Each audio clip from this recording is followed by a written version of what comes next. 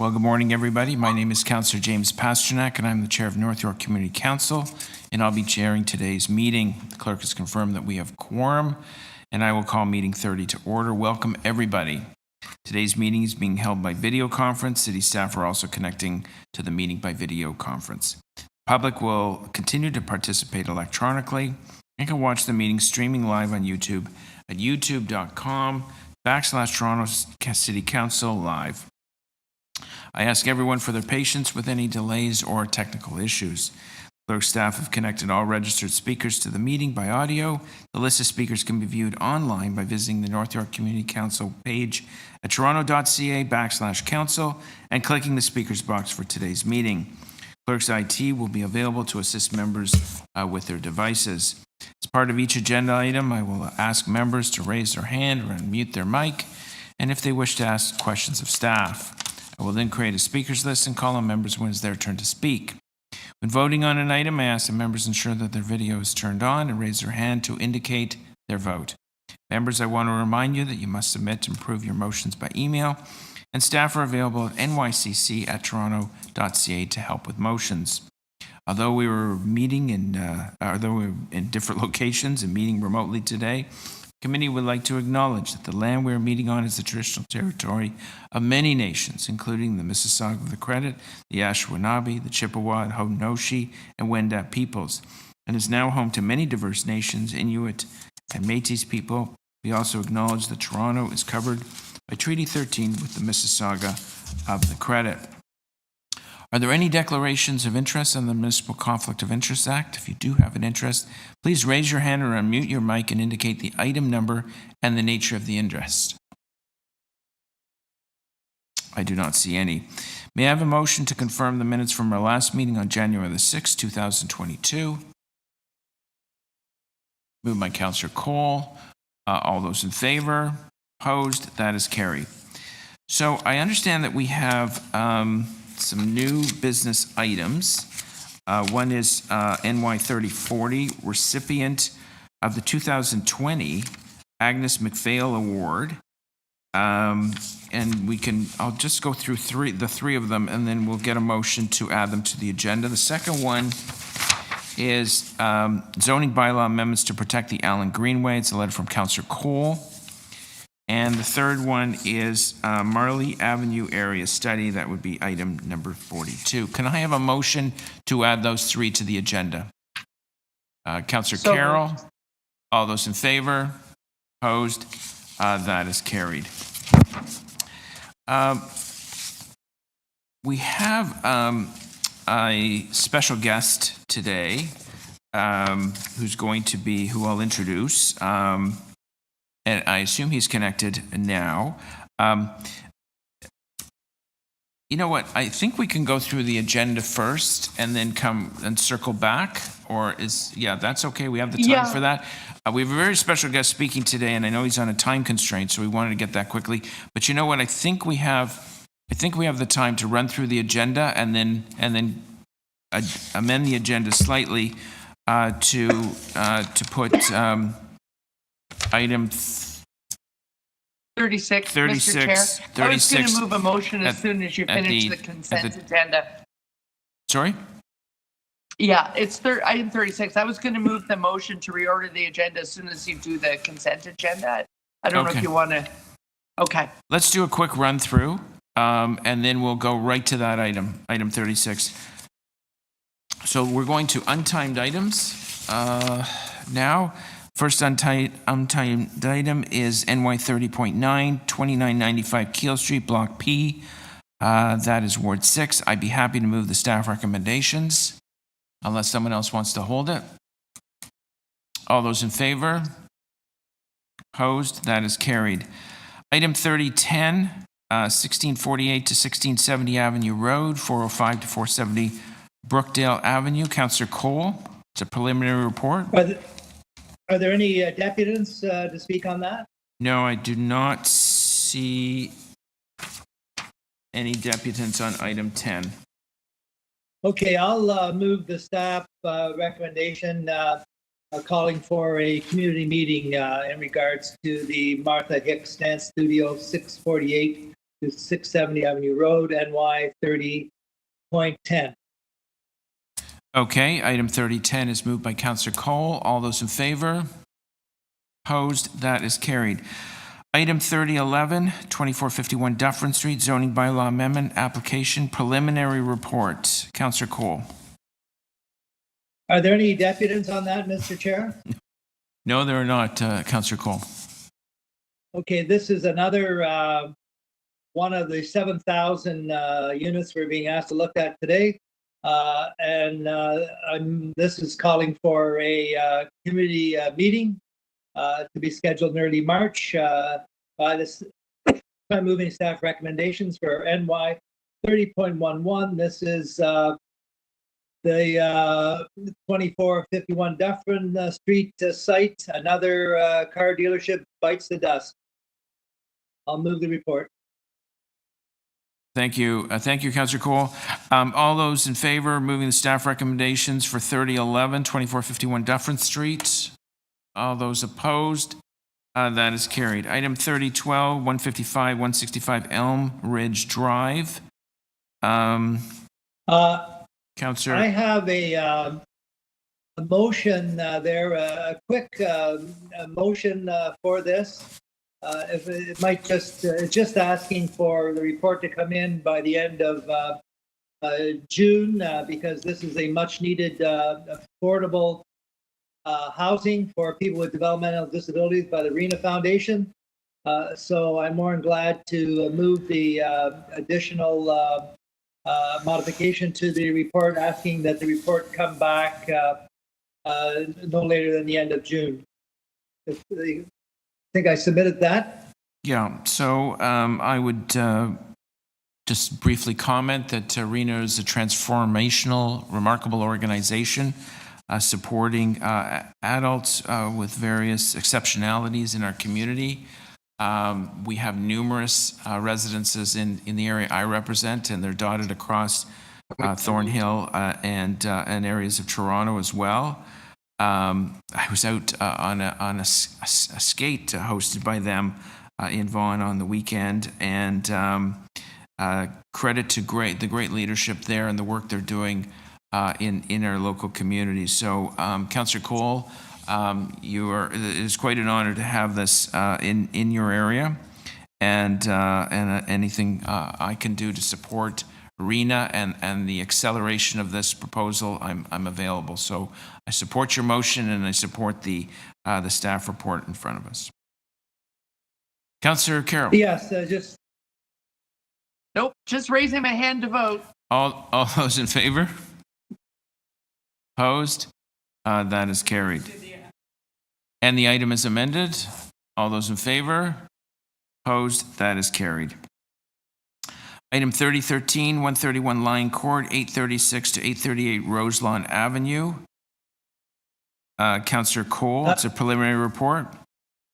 yes, again, staff asking to adopt and calling for a community consultation meeting on development. It's actually right across the street from the one we just asked for a community meeting on. And so right across the street, we're getting this request for 35 stories in Marleyville there for a community meeting to be called. Again, this is another one with 472 units calling for a community meeting, and I support the staff call for a community meeting, and I so move the report. Thank you, Councillor Cole. So 529 to 543 Marley Avenue, we're adopting staff recommendations. No, wait a minute. No, it's not. This is Lion Court. It's item 13, Mr. Oh, Chair. I'm sorry. 131 Lion Court, 836 to 838 Roselawn. Sorry, my eyes went down to the next item. Community riot will be scheduled. All those in favor? Opposed? That is carried. Item NY 30.14, this one is Marley, 529 to 543, and 805 to 819 Glencairn. Councillor Cole, preliminary report. Yes, again, this is Marley, Glencairn. The staff is recommending a community meeting be held to discuss the application for another 28-story building on Marley there with another 306 units. So anyways, this is calling for the community meeting so they could find out about another proposal in the Marley area. So I move staff report calling for a community meeting. Okay, Councillor Cole is moving the staff report for 3014, 529, 543 Marley. All those in favor? Opposed? That is carried. Item 3015, 1837 to 1845 Bayview Avenue. Preliminary report. Councillor Robinson? There's a speaker on this one, Mr. Chair. You might want to hold okay, we're going to hold it down. Item 16, 136 to 136 Broadway Avenue. It's also a preliminary report for Councillor Robinson.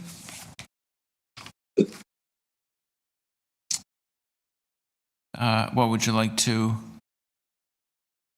We can't hear you.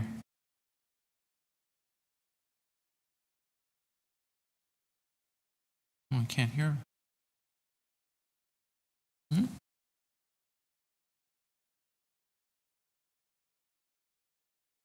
I'm sorry. I think there may be difficulty with the headphones, Mr. Chair, because the mic is off, but we still can't hear. Yeah. You want to try it without the headphones? Jay? There we go. No? Unplug them?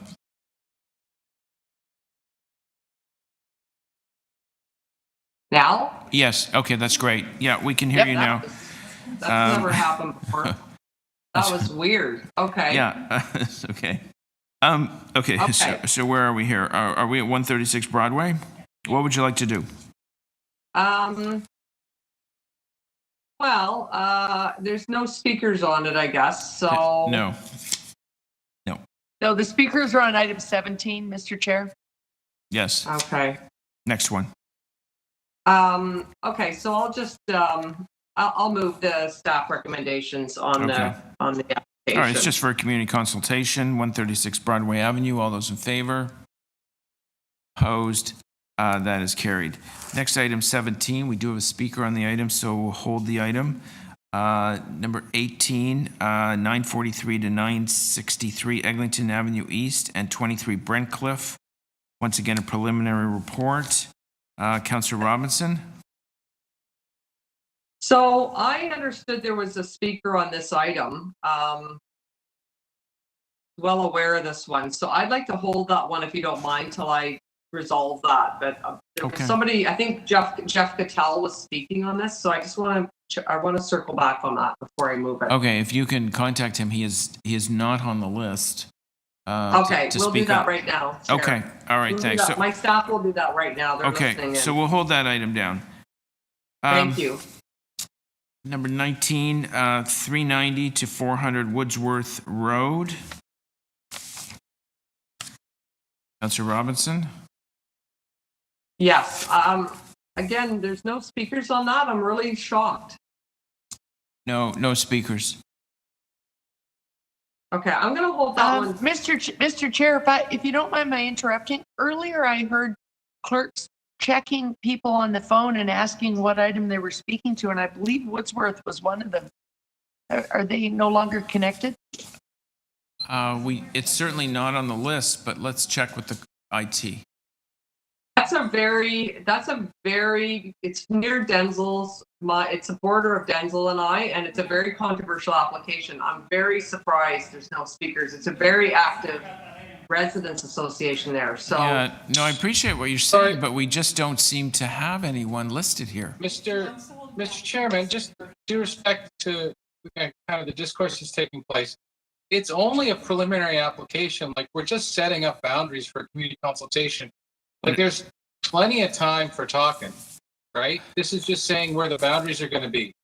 I don't necessarily want to create expectation that we're doing like the full thing Yes. here, because we're not. We're just setting up the Right. boundaries Yeah, no, it's, and yes, setting a meeting. We're setting a meeting, that's all we're right? doing. I This, don't know. I mean, this all in is, favor of setting a meeting. this is, That's you what are, this is you are really, correct, no? Deputy Mayor. These preliminary reports are direction to staff to organize a meeting.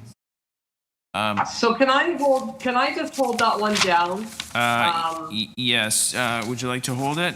And we'll see Yeah, whether, just till I check in with, staff. I mean, at some point, we do have to cut off speakers. We can't be waiting all morning. Usually 10. No, I'll look into it. I'll Yeah. look into it right away. I'll look Usually into it 10 right o'clock. away. It's just, Okay. on the two that I've identified, there were supposed to be speakers, so I'm just concerned. I want to check in on it. So, Okay. All right, keep us posted. The next okay, item I does will. have a speaker, 3020 1053 Don Mills Road and the Don Way. We do have a speaker on the item, Councillor Deputy Mayor Minna Wong, so we're going to hold that item. Item 21, 3 Swift Drive, preliminary report. Deputy Mayor, what would you like to do on that one? Well, I'd like to move refusal, but I really would. But in the alternative, I'll move staff recommendations to set a meeting. Staff recommendations moved on item 21. Oh, we also have an amendment. Do we still do? We submitted boundary. Yeah, but we changes. don't do that through formal motion. You don't do that. You can work with staff after this is adopted. Okay. All right, thank you. Deputy Mayor, all those in favor? Opposed? That is carried. There's certainly dumping a lot of preliminary reports on us to organize community consultations as we head into an election period. It is, I don't know what has happened, why these various reports collected dust over the last couple of years, but we're turning into a dumping ground here. Item 2211, Greenbrier Road, preliminary report. Councillor Carroll. Move the staff recommendations. Staff recommendations on 22. All those in favor? Opposed? That is carried. Item 23, 7 to 11, Rochefort Drive. Preliminary report. Deputy Mayor? Yeah, thank you, Mr. Chair. I'll move staff recommendations. The only thing I would say is, for my area, the reason why all these applications are coming in is because of TOD, transit-oriented development. And I've got, it's because of the Eglinton Crosstown. That's why all these applications are coming in right now. I'm not sure that I necessarily blame staff. They just process it. Like the last 3 Swift, the application came in on December 30th. There was no dust. Like they got the application at the end of the year, and here we are in February. They're getting it on, and then Rochefort was just recent as well. They haven't been sort of dragging their. All right, well, accept my, if you want me, some of these files have been collecting dust, but if yours are not, that's all good news.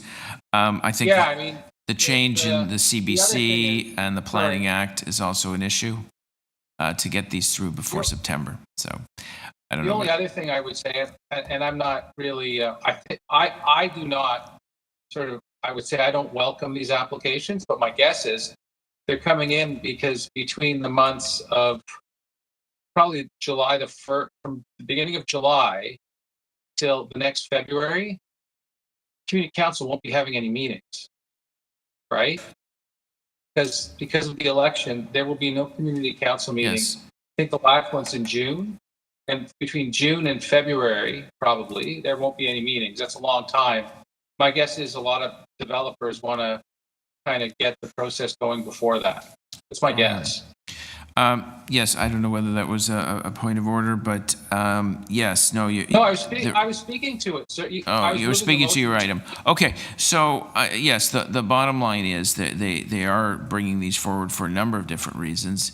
The only thing I would say is if you're going to have a meeting in March or April, how you get these for final approval to June, that certainly could be trampling democratic rights. But, okay, so have you moved item 23? Yeah, I move staff recommendation. Okay, all those in favor?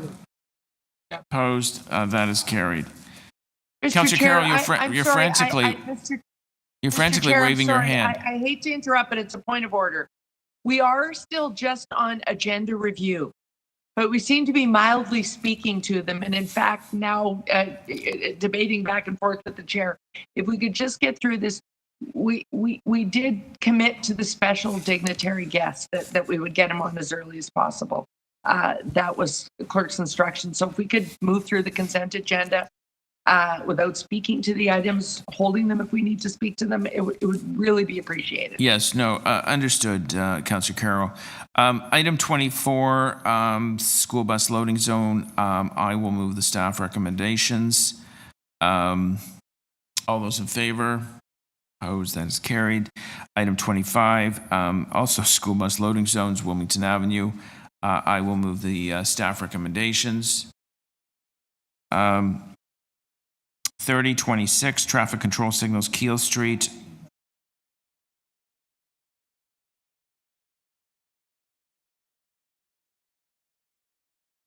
All those in favor, I'm sorry, clerk said we didn't vote on 25. All those in favor on 25, this is the school bus loading zone, Wilmington Avenue. Guess I feel pressure to rush. Item 26, traffic control signals, Keel Street, 90 meters south of Maryport. I will move the staff recommendations. All those in favor. Item 27, accessible parking space, Esgore Drive, Councillor Cole. I move staff recommendations. Staff recommendations moved on accessible parking space, Esgore Drive. All those in favor? Opposed? That is carried. 3028, always stop control, Raja Street at Sultana and Baycrest Avenue. Move staff recommendations. Staff recommendations moved by Councillor Cole. All those in favor? Opposed? That is carried. Item 29, construction staging area, time extension, Fairbank Avenue. Councillor Cole? Move staff recommendation. Staff recommendations moved on 29. All those in favor? Opposed? That is carried. Item 30, parking amendment, Roehampton Avenue.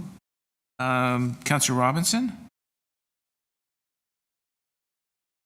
Yes, I will move that. I would just like to say this is a relief for residents and will help with, again, another development issue that's non-related in a sense, but on the street. So I'll move staff recommendations. Okay, staff recommendations moved on item 30, parking amendment, Roehampton Avenue. All those in favor? Opposed? That is carried. Item 31, Councillor Carroll, I understand there's a motion on this. This is a permanent closure to vehicle traffic of the Blue Ridge Road cul-de-sac. Yes, I'll hold the item because I'll want to explain the alternate recommendation. Item is held. Item 32, parking amendments, Harrison Garden Boulevard. This is Councillor Fillion. I'll move it. Staff recommendations moved on item 32, parking amendments, Harrison Garden Boulevard. All those in favor? Opposed? That is carried. Item 33, designation of fire routes and amendment, Chapter 880, fire routes, 141 Erskine Avenue. Councillor Robinson? I'd move staff recs, please, on that. Staff recommendations moved. All those in favor? Opposed? That is carried. Item 35. I Sorry, think you may item- have missed item 34. Item 34, I feel enormous pressure to raise here. Item 34, designation of fire routes and amendments, Chapter 880, fire routes, 817 Don Mills Road. Deputy Mayor Minawong?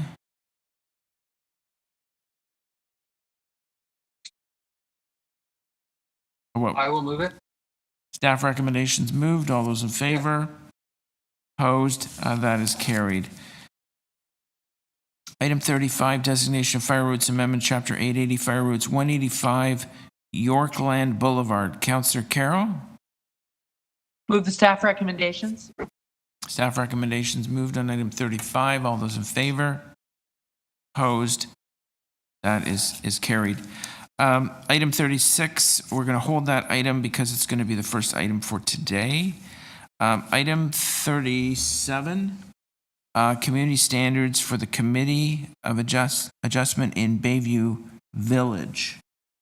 I'll hold that, Mr. Chair. Item held. And the last two items are timed. And we have our three new items in our annotated. If I can find them.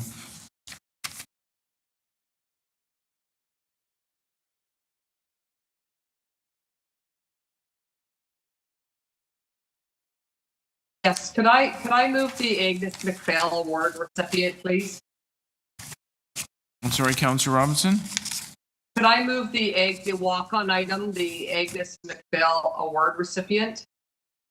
Yeah, so that's the item. Yes, so that is before us, moved by Councillor Robinson. That's the recipient of the 2020 Agnes McPhail Award. All those in favor? Opposed? That is carried. Item 41, zoning bylaw amendments to protect the Allen Greenway. This is a technical amendment. I understand this is written by legal. Councillor Cole. Read that again, please. It's the zoning bylaw amendments to protect the Allen Greenway. Oh, yes. This is a staff amendment that I want to support and move, ensuring we don't lose any more properties along the Allen Road there. Thank you. Okay. So moved. All those in favor? Opposed? That is carried. And item 42, a Marley Avenue area study. Councillor Cole. Yes, this is long overdue and very welcome. Thank you to our incredible North York Community Planning General Manager, Al Rozowski, who's going west and leaving us here. So I'll, and Ben DeRemo, and I'll move and support staff recommendation. Okay, staff recommendations moved. All those in favor? Opposed? That is carried. So what we're going to do now is go to the top of the agenda. A request has been made to make item NY 30.36, the forthcoming Community Recreation Center and Library at 100 Etanona Wastinua Lane. And I'm pleased to introduce Chief William Romaine from the Huron-Wendat Nation, who's joining us today from Wendat, Quebec. He is on the line. Mr. Chair, on a point of privilege, before we start, if I could just make sure that in the debate we're respectful. The name is easy to pronounce. It's 3 sections: Eta Nana Wastina. Eta Nana Wastina. I think that will help us to be able to have the debate. Thank you. Thank you for the clarification. Chief Romaine is Associate Chief for the Huron-Wendat Nation, Ontario Economic Development and Territory. He's a family leader of Vincent Romaine Paul Family Circle. Chief Romaine, on behalf of the City of Toronto and North York Community Council, I'm pleased to extend to you a very warm welcome, express our appreciation to you and to the Huron-Wendat Nation for good relationship and collaboration, which is continuing to grow between the City of Toronto and the Huron-Wendat Nation. We have an agenda item before us today, which I understand you're familiar with, that reflects a milestone in this relationship. We're pleased to invite you to speak on this matter and share your reflections. Welcome. Well, good morning, everyone. It's a pleasure to be with you this morning. Can you hear me really well? Yep, thanks. So yes, I'm Chief William Romaine. I'm responsible for the activities being held in Ontario on behalf of our nation. So again, thank you, and it's a pleasure to be here with you this morning.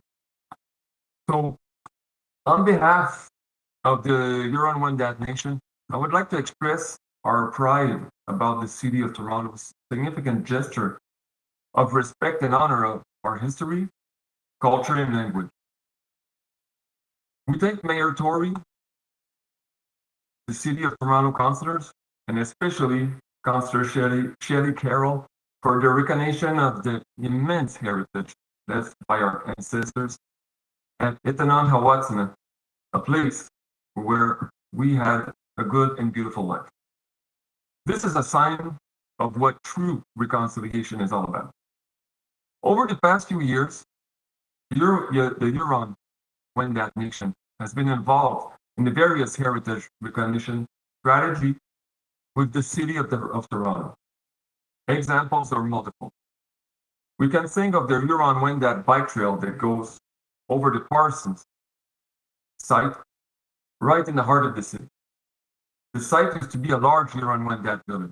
Also, the flag of our nation floats at Nathan Square along with the Mississaugas that traded, Six Nations, and the Métis Nations flag. We need this kind of gesture to recognize the heritage of the first people of this land and the important role they played in the creation and prosperity of the largest city in the country. We need to continue working together to give opportunities to learn to children, families, the people of Toronto, and their visitors. We have really embarked in this project for this purpose and to mark the memory of the city. So again, thank you, John Tory, councillors, Councillor Carroll, city staff, and citizens for creating another Itanan-Hawatsina, a place where life is still good and beautiful. Honor, thank you. Thank you. Thank you so much for joining us today, and thank you for your remarks. Although it was a presentation, if any councillors have any questions for Chief Romaine, we'd be happy to hear them. Councillor Carroll? Thank you, Mr. Chair. And thank you, Chief Romaine, thank you for singling me out, but I would rather that you had singled out the staff of the Aboriginal Affairs Committee that bring together representatives of the Six Nations and all of the nations in the treaty. The Aboriginal Affairs Committee reached out and worked with your executive council in order to go through a process to empower you to find a name, because this was territory. These were lands that Wendat peoples lived on. I'm wondering if you could explain a little bit about what is your process of choosing the name. Once the Aboriginal Affairs Committee reached out, what is the process by which you choose the name? Well, the name, like we said earlier, is because of all the complex where the activities are going to be held. We thought it was a place that resembled to where a place it's really still good and beautiful. Where life is still good and beautiful to live. So it was a parallel, and we asked our language professional here around in the community to find a name that was suitable for the project and the parking. So that's where the name came through, Itanan-Hawatsina. So a big job was done over that. And finding a way to communicate the sentiment in your language, that can be difficult, can't it? I'm a settler in Dish with One Spoon territory. Settlers have actually challenged your ability to preserve your language over the centuries, haven't they? Yes, but the community is working really, really hard on getting back our language and being alive.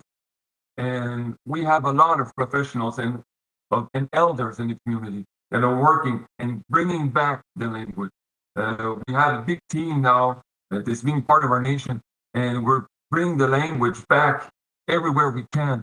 Even even in our schools, in our kindergarten place, the language is coming back really everywhere in the community, and it's an honor that our language is living again through the city of Toronto and the complex of that importance.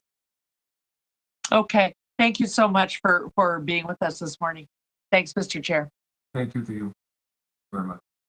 Thank you, Councillor Carroll, and thank you very much, Chief Romaine. Unless there are other questions, we will move on.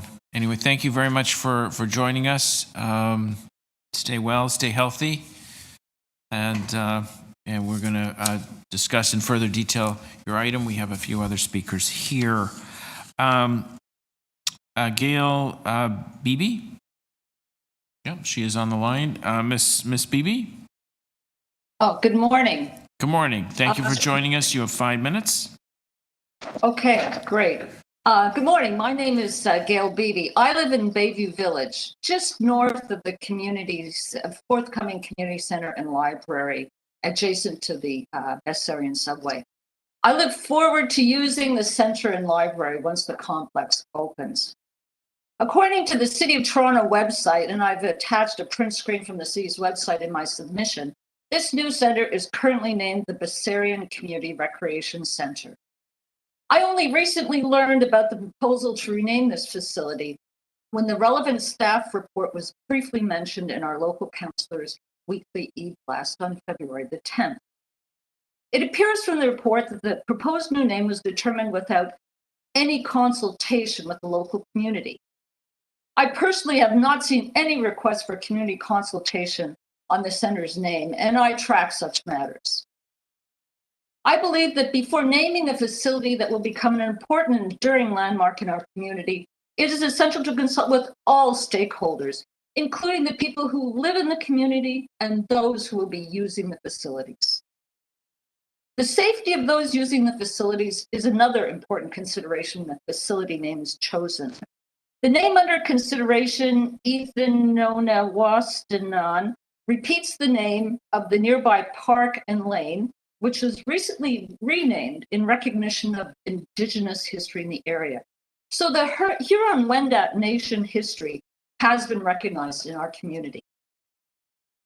When this new name was under consideration for the park and the lane, emergency measures services of the City of Toronto expressed concern that individuals calling for emergency help with addresses on Ethanona-Wastanon Lane would have difficulty advising of their location, given the stress of the situation and the difficulty many people have pronouncing the name.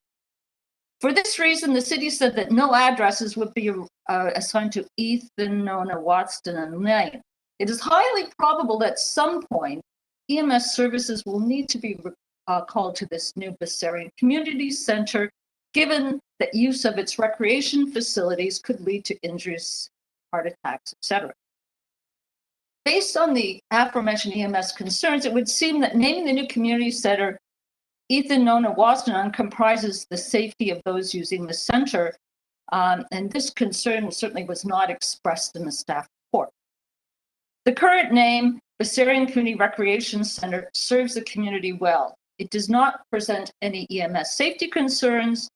Similar to many other community centers in Toronto, the name clearly indicates the location of the center, including the relevant subway stop, making it easy for residents to locate the facility.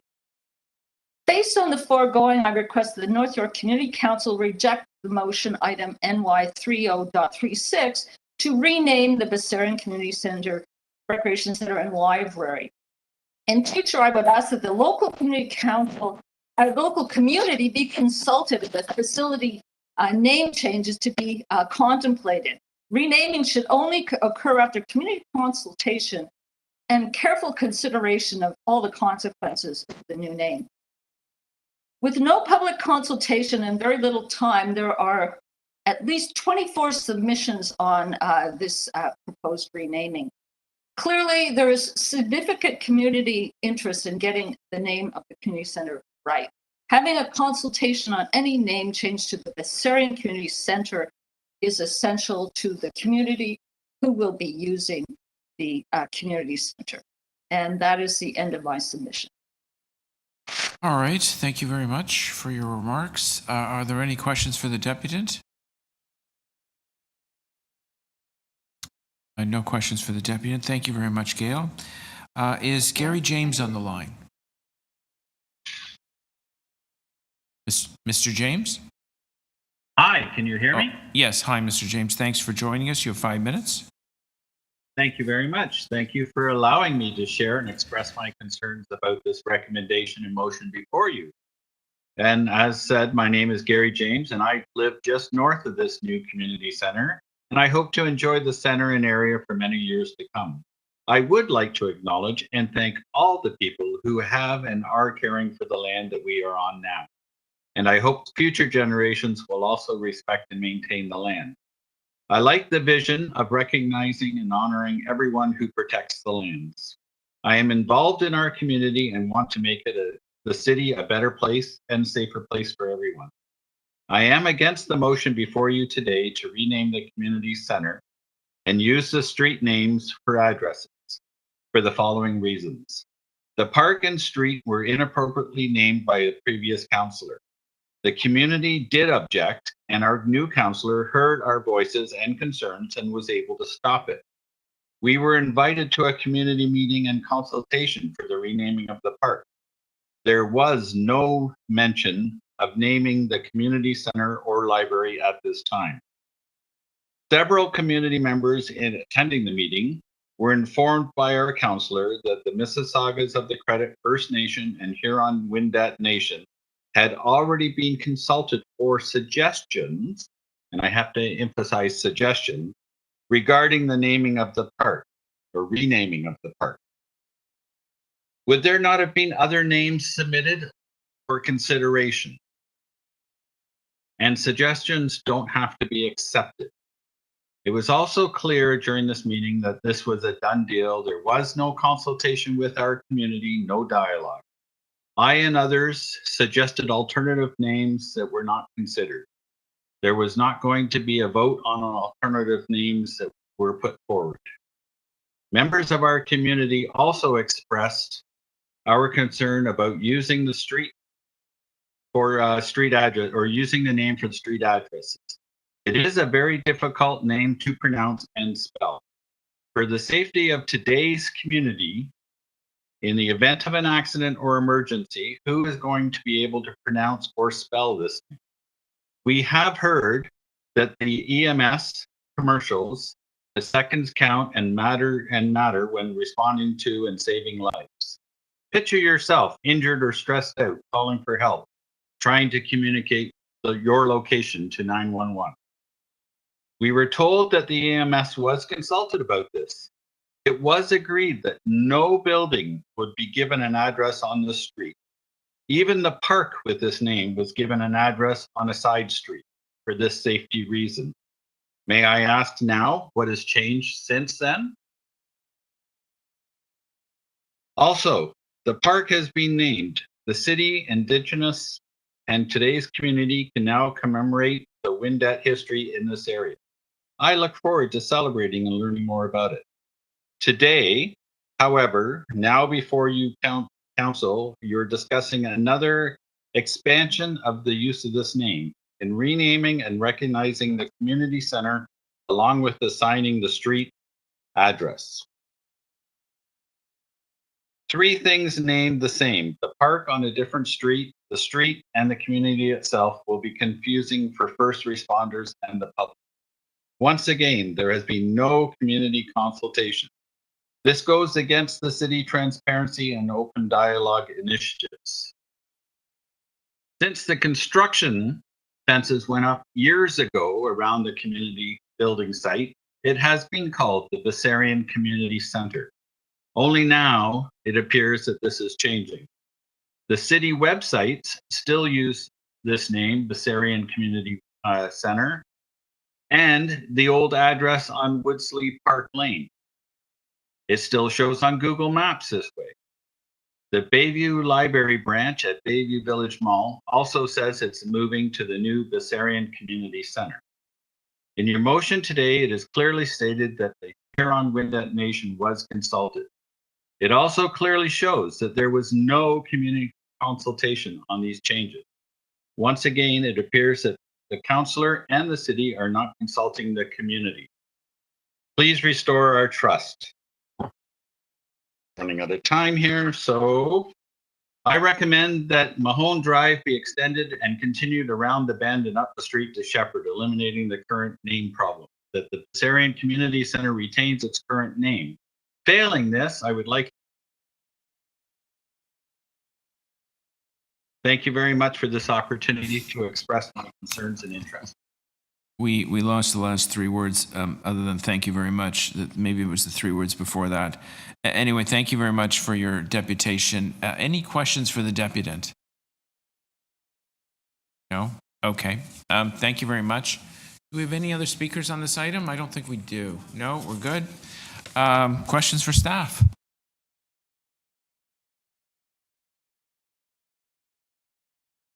Speakers? Councillor Carroll. Thanks, Mr. Chair. I'll go first because this requires some explanation, certainly for the councillors and for the community. We're in kind of an awkward point in time. Parks and recreation staff, and indeed the library board and library staff, took inspiration from the fact that there'd already been some Indigenous placemaking in this area, that we had Edenana-Wastana Lane and Edenana-Wastana Park, one of the biggest parks created in North York in the last half a century. They took inspiration from that and started a process. And they started that process about the time that we in council were recommending a moratorium on any kind of honorific naming and even a moratorium on going forth with consultation. They were starting the process around this, and because they had city staff as well as council and the library board and its staff have all made commitments to our mandate under the municipal commitments for Truth and Reconciliation Committee processes. And they had started that process, and then we declared a moratorium. And so while they feel like they are honoring that first naming process and the consultations that happened then in 2019, there also remains the simple fact that while that moratorium is going on, if you have to open a facility, you name it after the street it's on. And if you want to change the name of something, it will have to happen after the city has created that policy. It is my hope that having named these facilities after the address they will have, both of these facilities are on Edenana-Wastana Lane. And I will make one small correction to the community members. What we were told at the time we were doing the naming is that there would be no residential buildings on the street, and therefore there would be no need for residential consultation with new condo owners, and that's true. But there were institutions being built on the street. Hopefully one day also a school, a library, a community center, daycare center. It's the side of the street that will include all of the public infrastructure. So these two departments, the library and the community center, have made a lot of work to go around and make sure that this is a respectful naming, but they also are stuck by our own moratorium. Right now, the best thing to do so is to leave staff to be able to continue with their rewriting of the naming policy that came about as a result of the Dundas Street debate. Naming it after the street is the best way to honor council's moratorium as well. And so for the time being, they would almost have to make this recommendation. But if you read the report, they have also explained to you why they want to proceed with this and honor this. I asked Chief Romaine about his language because we as settlers have a real responsibility. We went out of our way for a century to try and remove their language, remove their culture, make it disappear. And under Truth and Reconciliation, we made a commitment as settlers in Dish with One Spoon territory to help return it to the culture, to our own culture, return these languages that existed here. And staff have been so good as to link in the report a video that I made to help the community when we had the consultation, and they were in favor of it. I made a video on how to pronounce this name. And I'll leave you with this thought. It's Eda Nana Wastina. And what does it mean? We're all North York councillors.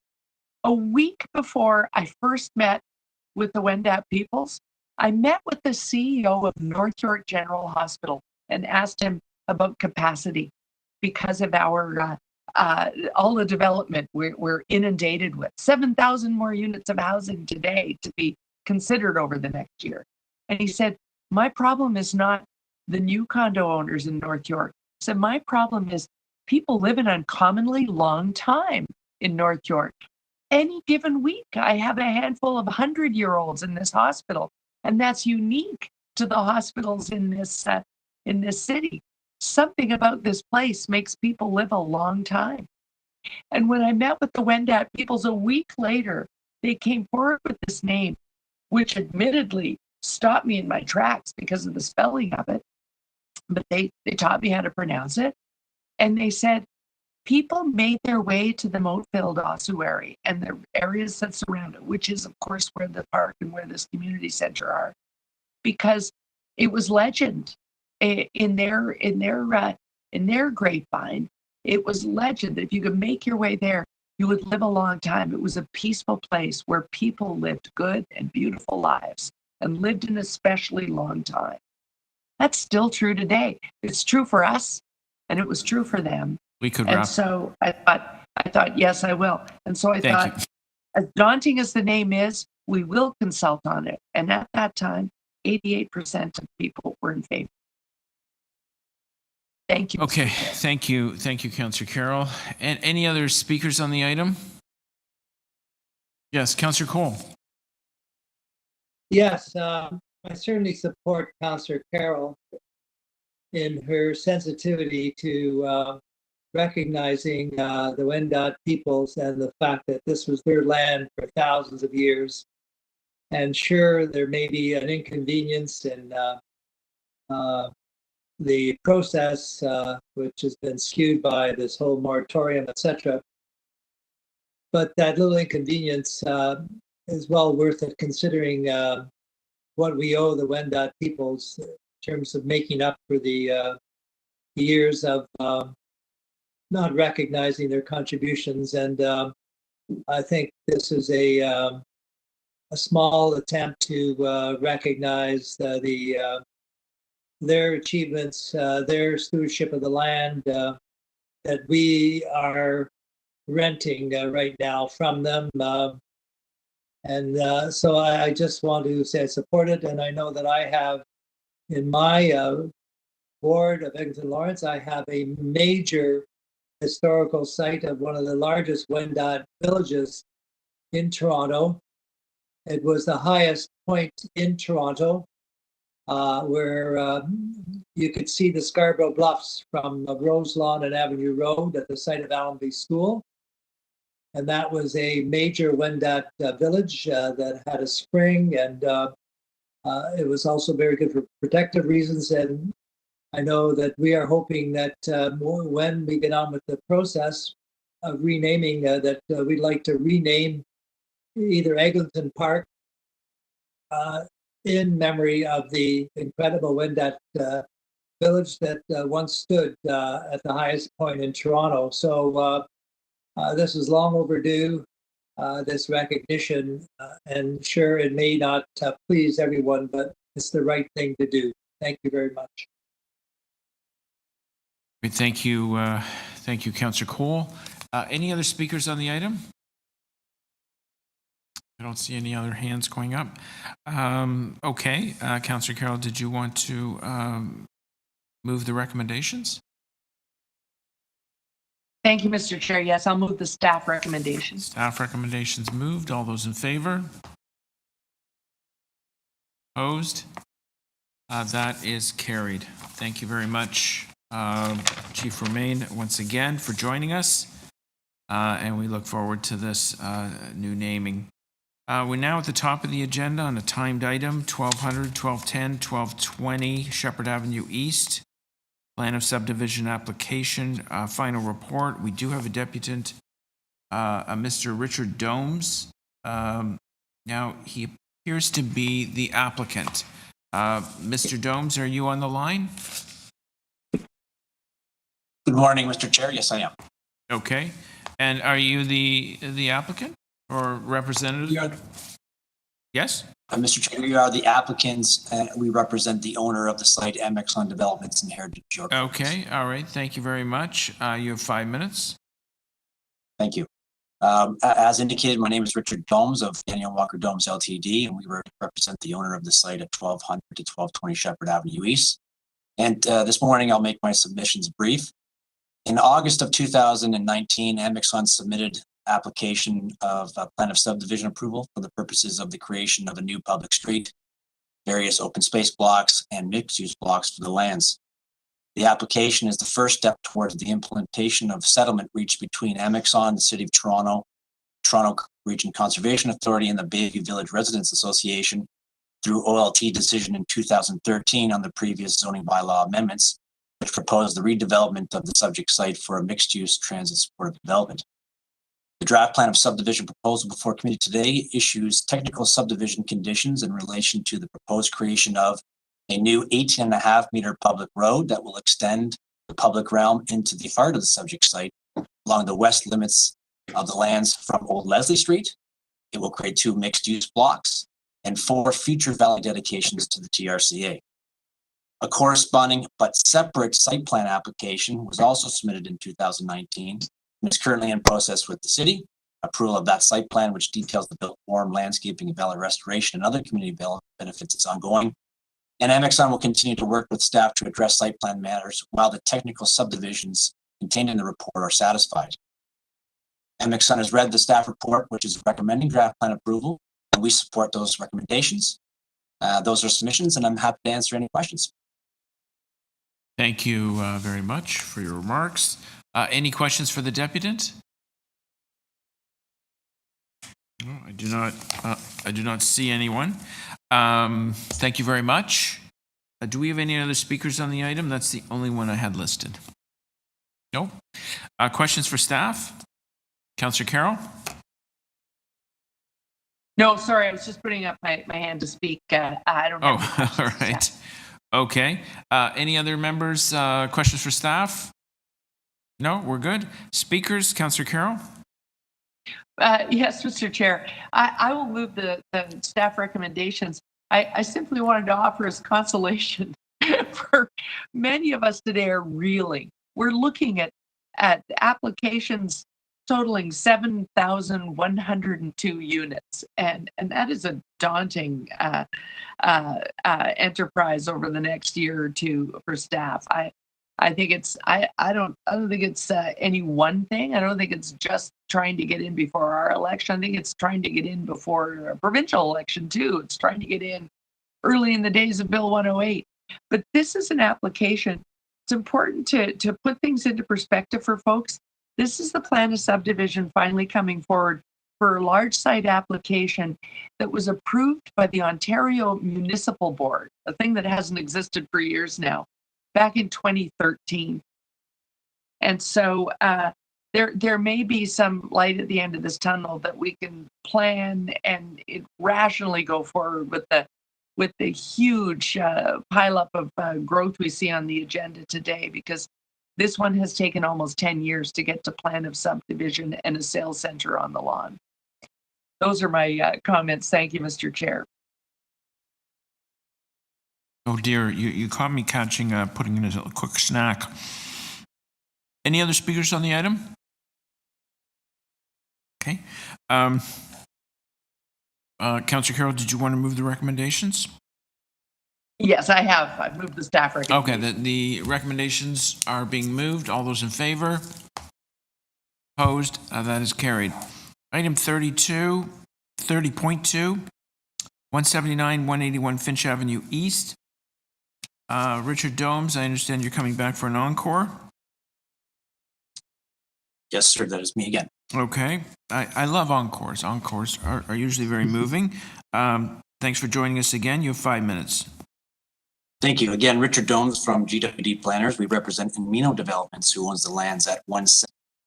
In October 2018, applications were filed by my client to amend the North York and City of Toronto bylaws and the Central Finch Area Secondary Plan to permit 2 townhouse blocks that were proposed to accommodate a total of 8 townhouses. Those townhouse blocks were proposed to be oriented parallel to Finch Avenue, with 1 block along Finch and the other to the rear of the property. Minimum side yard setbacks to the east and west were proposed at a minimum of 1 meters, with a 6.7 meter rear yard setback to the rear lot line, which is shared with the single detached dwellings along Olive Avenue to the south. A 45-degree angular plane to the south lot line was proposed to provide built form transition to the lands outside of the secondary plan. A maximum building height of 10 meters was proposed, and the development represented a total FSI of 1.21. While my client felt that this form of development was appropriate as it replicated the existing townhouse development to the west, staff had concerns with the proposal, primarily related to the orientation of the townhouses being parallel to the Finch as opposed to staff's preferred perpendicular orientation, as well as concerns with the density of the proposal being over the secondary permission of 1.0, deck encroachments into the rear yard, and the utilization of a 45-degree angular plane versus the 35-degree angular plane prescribed in the secondary plan. Since the submission of the application in 2018, my client has worked collaboratively with the city's planning and urban design staff. And in doing so, there have been significant modifications made to the concept, which is reflected in the proposed implementing zoning bylaws attached to the staff report, which can be summarized as follows. The proposal now represents 1 townhouse block accommodating 7 townhouse units, which is now oriented perpendicular to Finch pursuant to staff's preference. The units will consist of 1 one-bedroom unit and 6 3-bedroom units. An increase to the minimum side yard setbacks, which accommodate a 5.5 meter landscape views to the west side yard and a 7.9 meter east yard setback to the proposed building face. A 9.5 meter rear yard setback in compliance with the secondary plan is proposed, which will be free of structures and incorporate landscaping along the south property line. The terracing of building height at the south limit is proposed so that the building falls within the 35-degree angular plane, consistent with the secondary plan. The proposal achieves a maximum building height of 10 meters pursuant to the secondary plan and an overall density of 1.0 FSI. 14 parking spots are provided, which are all contained within private garages, access from grade, with the exception of the 2 visitor parking spaces that are located at the end of the driveway. As indicated in the staff report, we also believe the proposal represents an appropriate level of intensification along Finch Avenue and meets the intent of the Central Area Secondary Plan, Central Finch Area Secondary. It seeks to permit modest intensification along Finch while providing adequate transition to the existing lower scaled residential neighborhood to the south. There is a minor amendment requested to the secondary plan, even though the significant modifications have been made. The secondary plan limits building heights to 10 meters or 3 stories, whichever is the lesser. In the case of the proposed development, the proposed building will achieve the 10 meter building height prescribed. However, in an effort to provide family-oriented units and meet the diverse housing needs of the community, the proposal seeks to permit a 4th level loft within the roof element of the proposed building. The inclusion of the loft level within the roof does not significantly alter the massing of the building, but utilizes otherwise unusable attic space. Considering that the maximum building height is maintained, we believe this amendment is appropriate and meets the general intent of the secondary plan. My client has read the recommendations of the staff report and is supportive of those recommendations, and we ask that they be endorsed by Community Council. Those are my submissions, and happy to answer any questions you might have. Thank you very much for your comments. Any questions for the deputant? No? Okay, thank you very much. Questions for staff?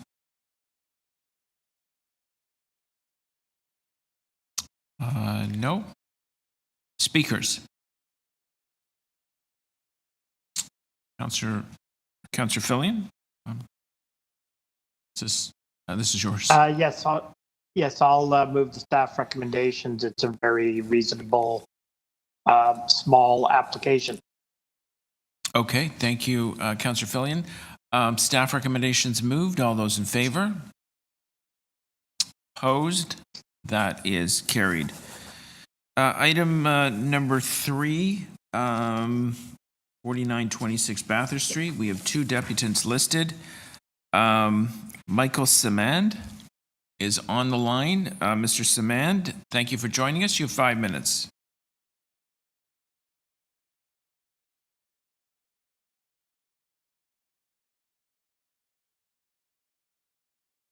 Mr. Samand, maybe your mute button is the issue.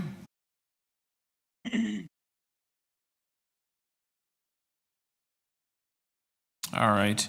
Mr. Samand, if you can hear us, we'll come back to you in a couple of minutes. Is there Rosanna Del Grosso on the line? Yes, I'm here. Oh, hi, Ms. Del Grosso. Thanks for joining us. You have 5 minutes. Thank you. Anyways, hello, members. I appreciate you allowing me to speak today. My name is Rosanna Del Grosso, and I'm a local resident in the Bathurst and Finch area. I'm here to speak to concerns I have with the proposed development for 4926 Bathurst Street. I would like to start with noting that I think the look of the proposed condo is very attractive, and I want to thank the developers for considering our community. If I had to choose between an attractive building or a gas station, obviously an attractive building would always be the first. I also recognize the City of Toronto is in a housing shortage.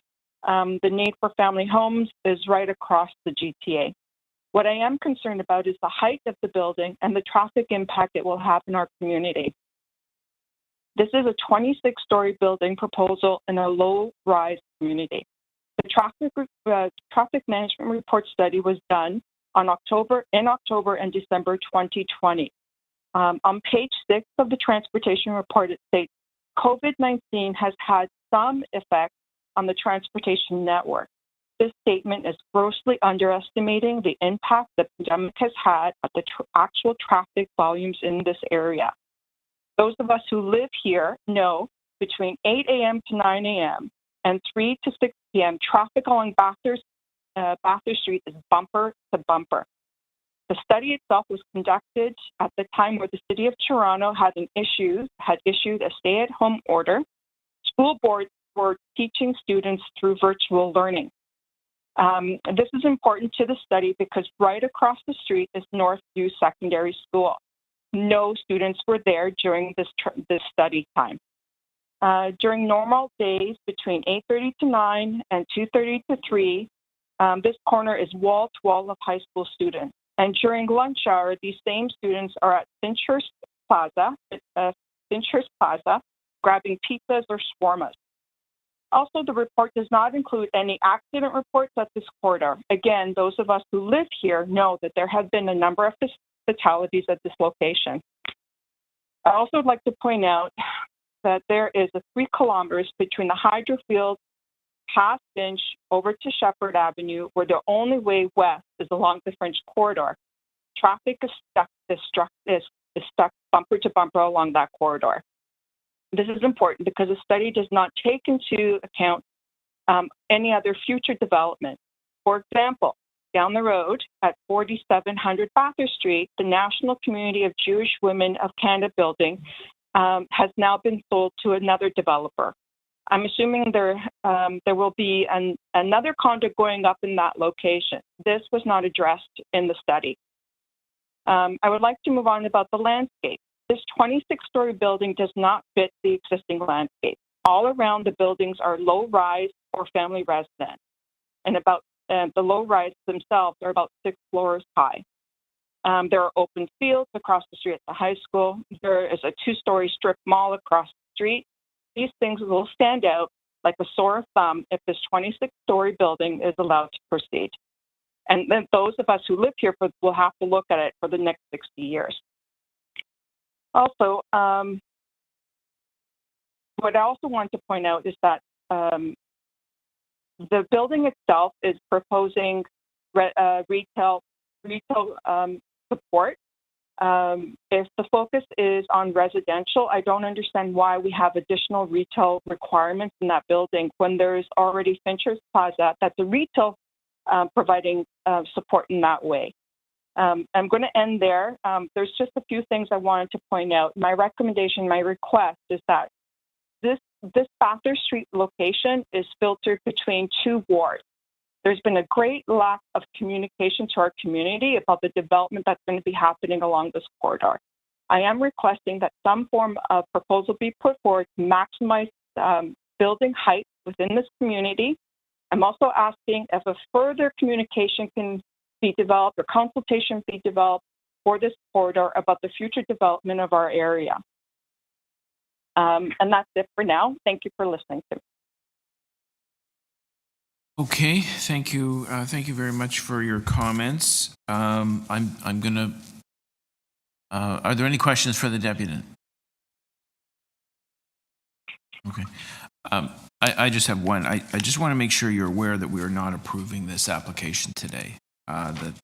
This is a direction for staff to send the city solicitor to attend an Ontario Land Tribunal in opposition to this application. I just want to make sure you're aware of that.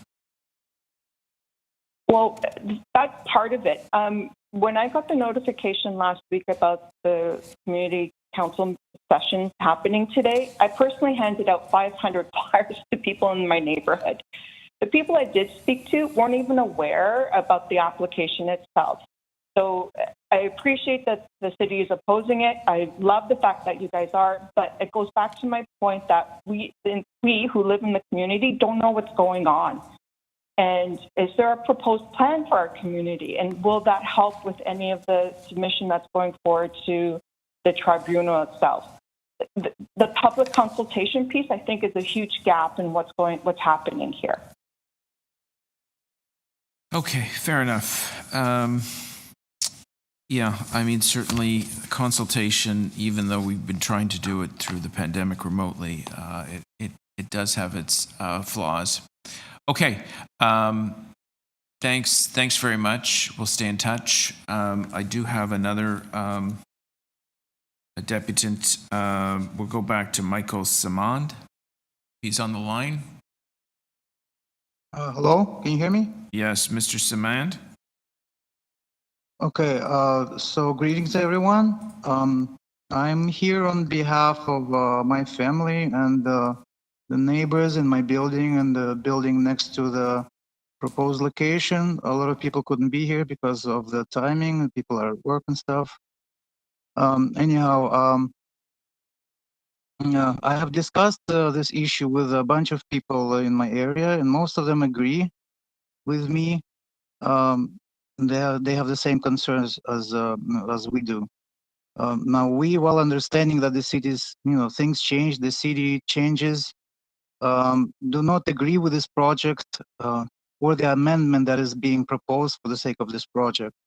And I will basically bring up the same issues that were discussed during the last meeting, the ones that we received vague or misleading answers to last meeting. First, we don't want this huge 26-story building right at the corner of major intersection, as it will set a precedent and will cardinally or drastically change our neighborhood and the spirit of it. It will basically turn into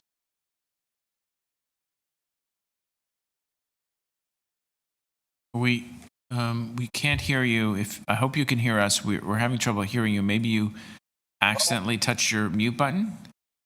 Can you hear me? Yes, now we can. Hello? Yes, no, we can continue. Yeah, we can hear you now. Can you hear me? Yeah, yes, we can hear you. You can continue. Oh, sorry. Yeah, so last meeting we were told that it won't be a precedent, that there already are buildings like this in existence in the area, which is not true. There isn't a single building in the area standing right at the corner of a major intersection, literally like 10 meters away, and of this immense size, like 26 stories. Buildings in the area are about 10, 14 stories. no more than that. And none of them stand at the right at the corner of like a major intersection as Finch and Bathurst. It will be looming over the intersection, not counting Young Street, for it's like in its own class and spirit. There are buildings, Shepherd and Bathurst and Stills and Bathurst, but they both are a bit away from intersection and of the smaller size. I believe about 50 or 60 meters away from the intersection. So they don't actually loom over the intersection. And to bring up the buildings on Goldfinch Torresdale, like they did last meeting, is misleading because they are not on major intersection. This is a minor intersection. And they're still somewhat away from the intersection. Another big issue in this project is the number of parking spaces, which is much less than the number of apartments. We were told last meeting that people drive much less, and even that parking lots by the buildings are half empty. I took a drive around the neighborhood buildings and visited their parking underground and outdoor parking lot, and I can say with certainty that that statement just not true. The parking lots are full of cars. Some apartments have 2 or 3 cars per apartment. In our building as well, have apartment of 4 cars. So if there's a building to be built in our intersection, it has to have at least 1 parking space per unit, plus a visitor parking, especially since there are commercial units in plans to be built on the ground floor of the building. Especially if there's going to be a supermarket or some kind of market proposed on the ground floor. During last meeting, we were told that people are not going to drive much because there's a subway nearby. And I can also say, well, there's a 401 nearby as well. And this is a northern part of the city. So even if they do go to work taking the public transportation, doesn't mean that they're not going to own a car or deny themselves the convenience of owning a car. To sum it up, it was a pure assumption to say that people that buy condos in this building will not drive or own cars. And it brings us to the next issue of this project, the road congestion that extra 200-300 vehicles will add to every day.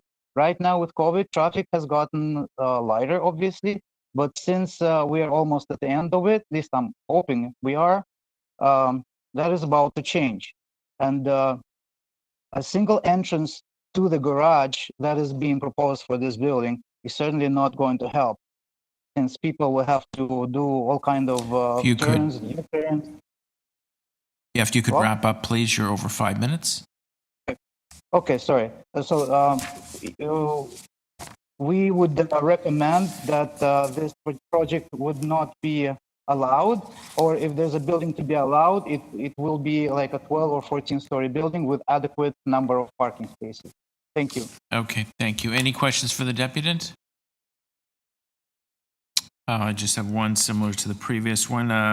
You are aware that the City of Toronto is opposing this application, and today we're not approving. Yes, I heard it. Yeah, okay. So you're aware we're sending legal counsel to the Ontario Land Tribunal to oppose this application. It's on appeal.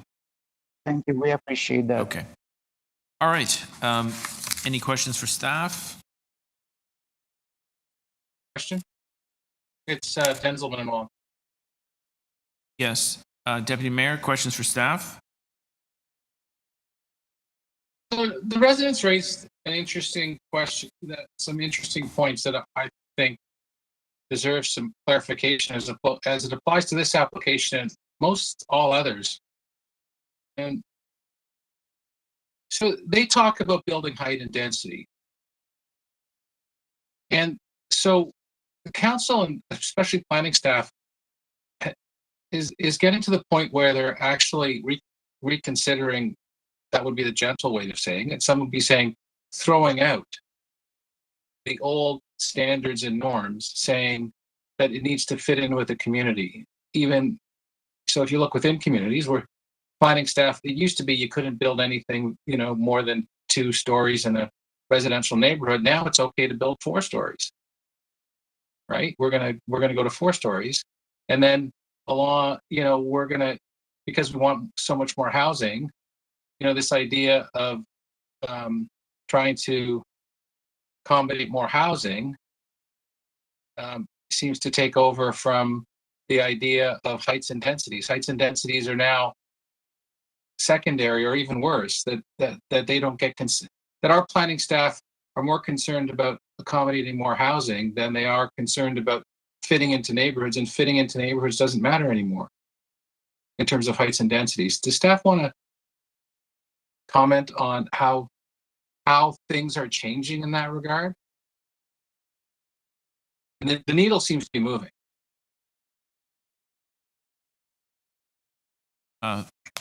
Yes, Mr. Sitt? Through the chair. Yeah, through the chair. Thank you for that question, Deputy Mayor. I think what you are certainly referring to is, the direction that the city is moving in terms of the Missing Middle initiative. And yes, we're moving towards that direction. I think at the same time, the question about height and density are always still relevant type of considerations. We do have a number of policies that we're trying to achieve that have been adopted through the official plan. There are in situations policies that we try to address in terms of the height. We certainly still consider the fit as being important, the surrounding context as being important. So it's a matter of balancing these various council directions, policies that have been adopted through all of our review. Some of the questions that I heard from the deputant, certainly about traffic and parking, those are things that, again, we are considering. And as the chair said, this is a report right now that is going to the Ontario Land Tribunal. It's a request for directions report. Those are things that we will continue to work through, including the height and density.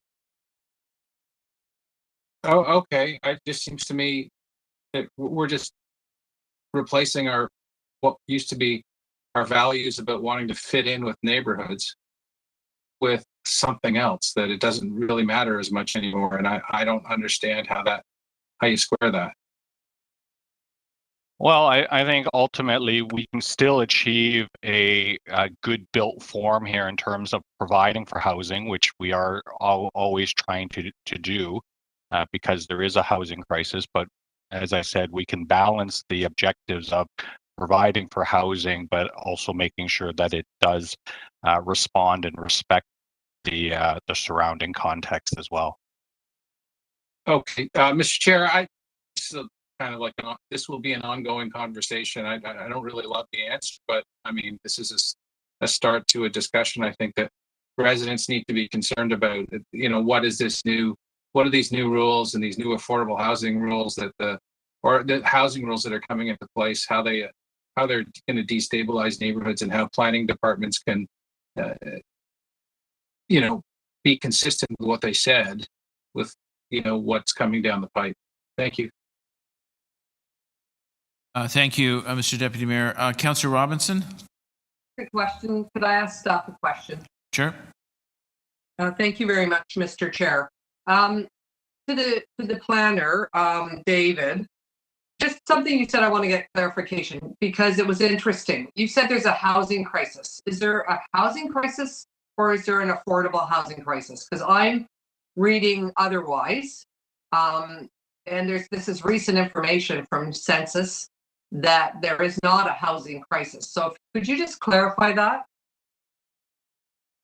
Through the chair, thank you for the question. I think, Councillor Robinson, depending on who you talk to, there is the question about a housing crisis. I think from the city's perspective, there is certainly the need for affordable housing.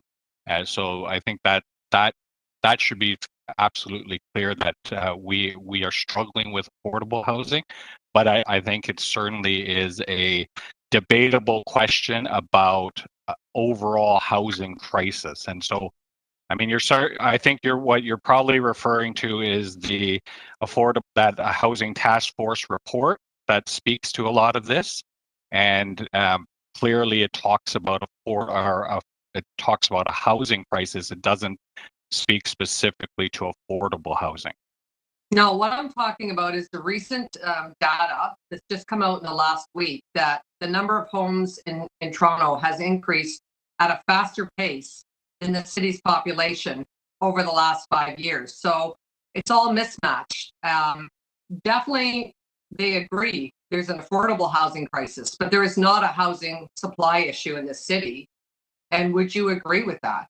That there's not a housing supply issue, but instead there's an affordable housing issue. I think we need to be very, as a senior planner, we need to be very clear about this because that is not what all the data, the recent new census data is indicating.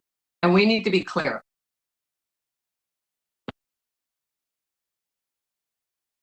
Yeah, so thank you for that question, Councillor. I mean, I certainly can go back and take a look at what you're referring to specifically there, and we can connect with you to have that conversation.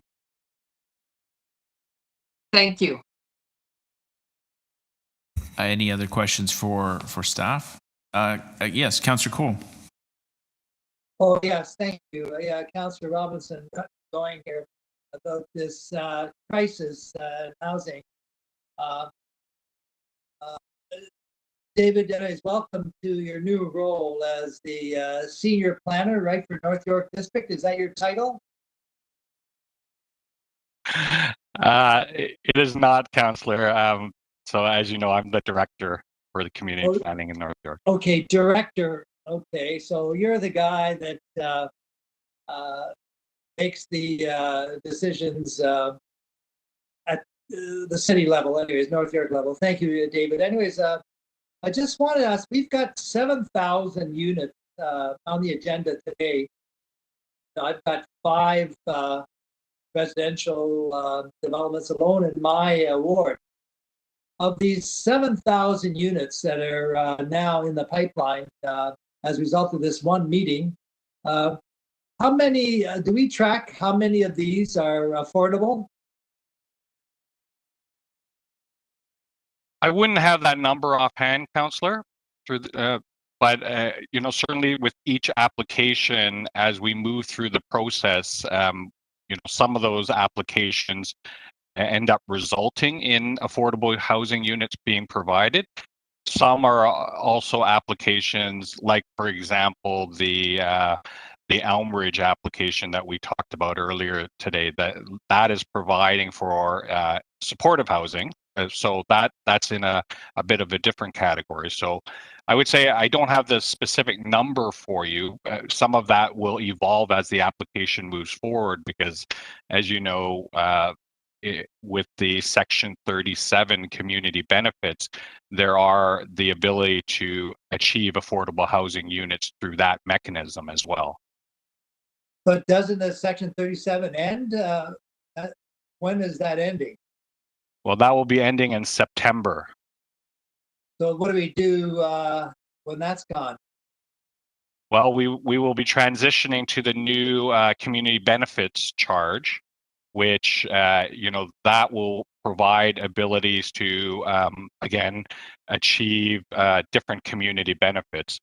And as you also know, across other parts of the city, there is the inclusionary zoning requirements that are kicking in that also require affordable units being provided. So that is also another mechanism that is out there. And perhaps I wonder, in following up on Councillor Robinson's questions about how many of these are affordable, might it be possible to at each meeting or have a report on the number of affordable units that are before us with the application, so we keep track either through the new inclusionary zoning provision or through, as you mentioned, the Elmridge Arena affordable supportive housing, that we really highlight the number of affordable units as compared to the market unaffordable units, which is the case now. Is it possible that we might be able to have a constant tracking of this going forward?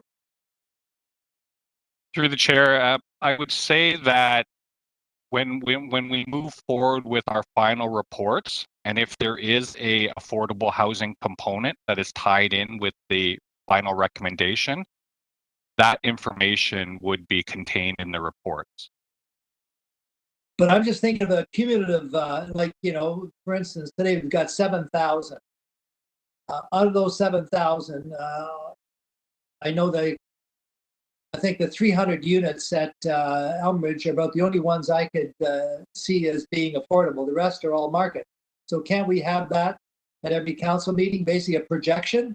Certainly we might end up making some changes and we get some affordable units added on or inclusionary zoning, but at least that the application has to basically distinguish, or the application before us have to be distinguished between affordable and market. So through the chair, perhaps I can go back and take a look and have a discussion with our housing policy staff about the tracking of that information.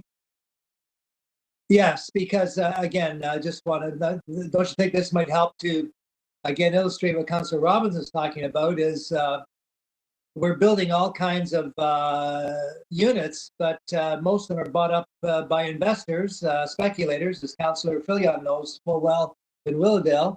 And so very few of them end up being owned by people who have modest means. So don't you think it would be helpful to start delineating the affordability factor here? All right, that's your, okay, I don't know, was that a question or a statement? Anyway, you're over 5 minutes, and Councillor Carroll is patiently waiting. You know, I'm thinking about what's going on here with these questions, and it's almost as if we need a special community council meeting, maybe in early spring, to deal with just planning issues. Because, you know, I look at this agenda, I look at the number of files going to appeal, I look at a number of these preliminary reports. We're going into an election period. I don't know how long many of these reports have been hanging around. It's true, there's the Eglinton Crosstown, there's the community benefits charge, but clearly this is a mechanism that's not working. Councillor Carroll.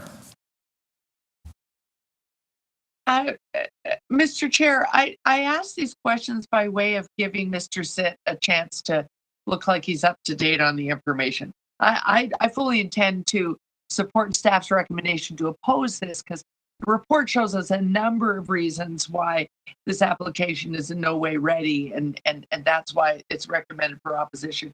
But just to give you a chance to respond, have your planning staff reviewed the recent census data analysis and the report, I think was funded by Scotiabank, that put us, Toronto has 360 housing units per 1,000 residents, which is well below the national average of 424 houses per 1,000.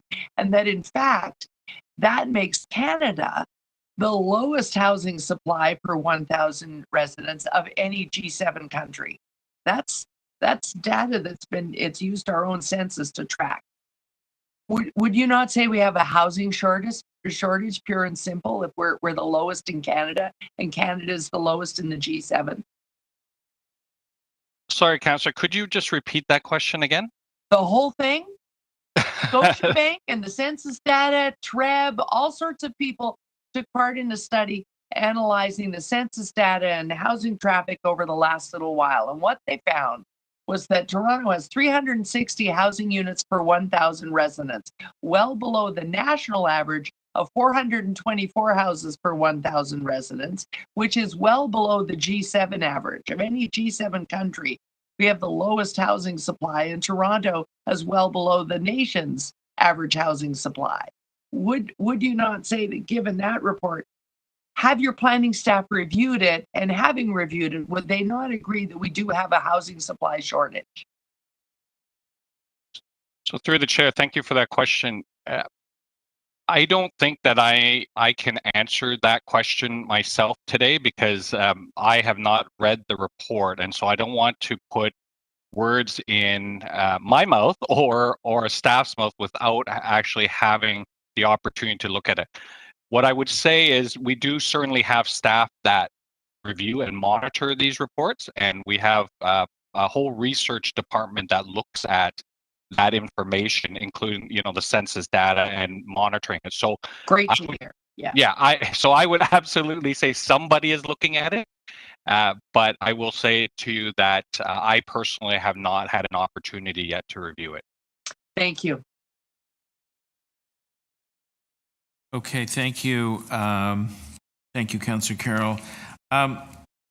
My question, and I touched on it a couple of times in this meeting, is the volume of preliminary reports and appeals that are before us as we head into an election period. Now, the preliminary reports mean that we have to actually schedule community consultations, and there's numerous of them. I mean, I realize they're across various wards, but often the same planner.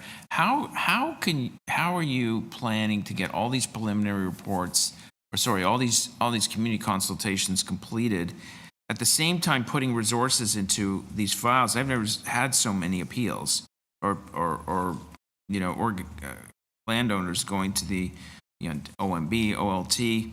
Like, what is really going on here? Is really my question. Is it just simply a volume that we were unable to deal with over the past couple of years, or is this just a rush of applications? And how are you going to deal with the volume? Is it a staffing shortage, or do you have capacity to deal with this? Councillors don't. Through the chair, I mean, that is absolutely a great question. I think when we talk about staff shortages, city planning is continuing to struggle with the volume of applications that we are receiving in the various districts. North York, I would say, probably of the 4 districts, would have the second highest volume of applications, and I think certainly it's a combination of the upcoming election that is coming up and the fact that council will not be meeting for a period of time, why we are getting a huge influx of applications. I mean, that's part of it. Obviously, the other part of it is there is transit happening. There is particularly in Councillor Robinson's ward, there is a new Midtown secondary plan that has been approved, which is putting immense pressure on our staff as well as the councillor. So it's a combination of policy changes that have been put in place, the upcoming election, changes in the rules that the provincial government has initiated, which has exacerbated the amount of applications that are coming in. So I would say it's a number of things. And I guess to answer your question about how are we going to handle it, I think it's a challenge. Our staff are certainly quite overworked, and you can see by some of the staff that have written these reports for this community council.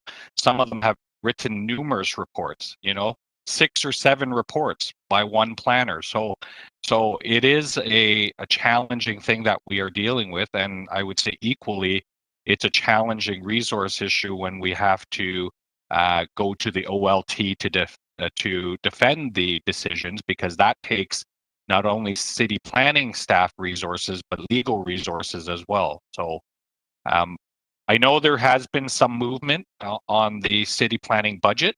I think Councillor Carroll has probably raised that many times, and so that is something that is happening in terms of trying to increase some of the staffing pressures. But I mean, there's also the issue of being able to hire the right people right now, and so there's also that challenge that we go through. Okay.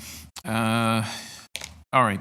I think it's an ongoing discussion of what really is going on here, the lack of staffing, the volume of applications, the various deadlines we're racing against, whether it be the election period or whether it be the new amendments to the Planning Act, the new Community Benefits Charge, and the easy way in which applicants can appeal, and there's because we won't be able to meet the demands upon us, many of these are going to end up at the OLT.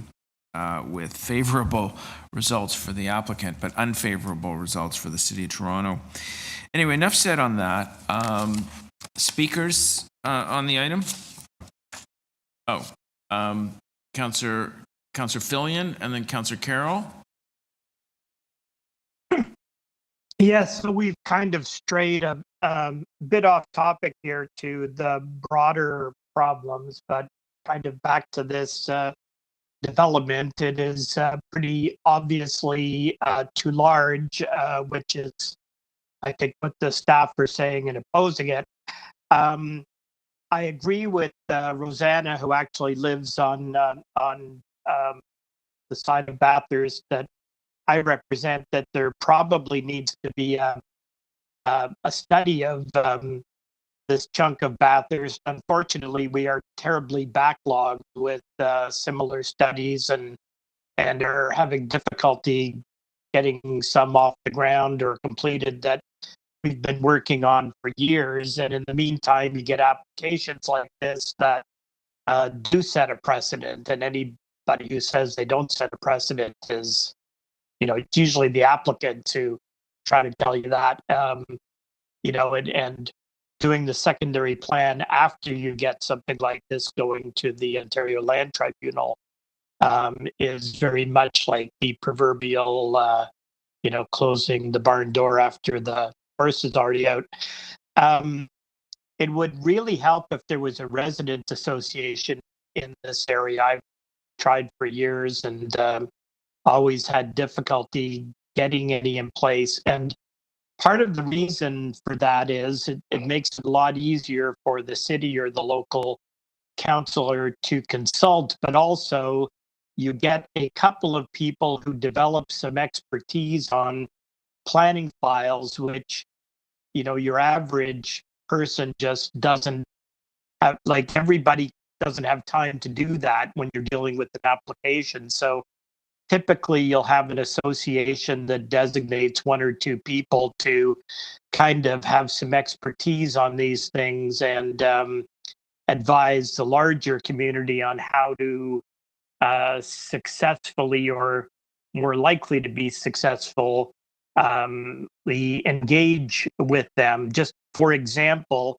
and this is no fault of the deputant. The same thing happens at every community consultation meeting I have. People talk about the traffic, and they'll spend 80% of their time on why the development should be turned is because of the traffic.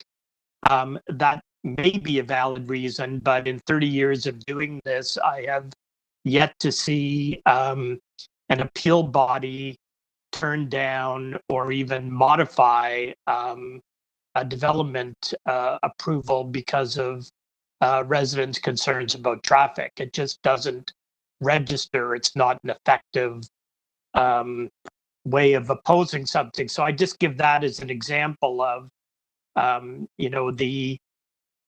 it's much better if you have an organized group of residents who can look at how to align their positions with that of the city, especially when the city is opposing something, to kind of have everybody working together and trying to fight something together. Having said all that, we could have all the consultation in the world, and it really doesn't make any difference, sadly, because of what the province has done to us. The city is against this application because it's too big. It is, the density is too high, the height is too high.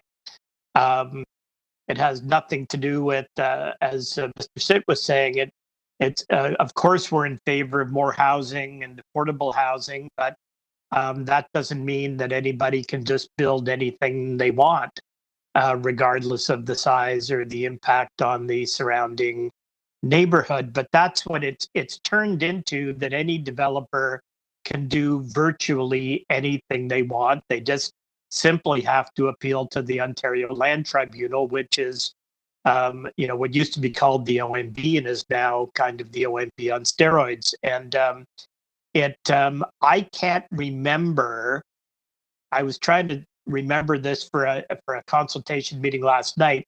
I can't remember the last time that the city won an appeal hearing. I can't remember one.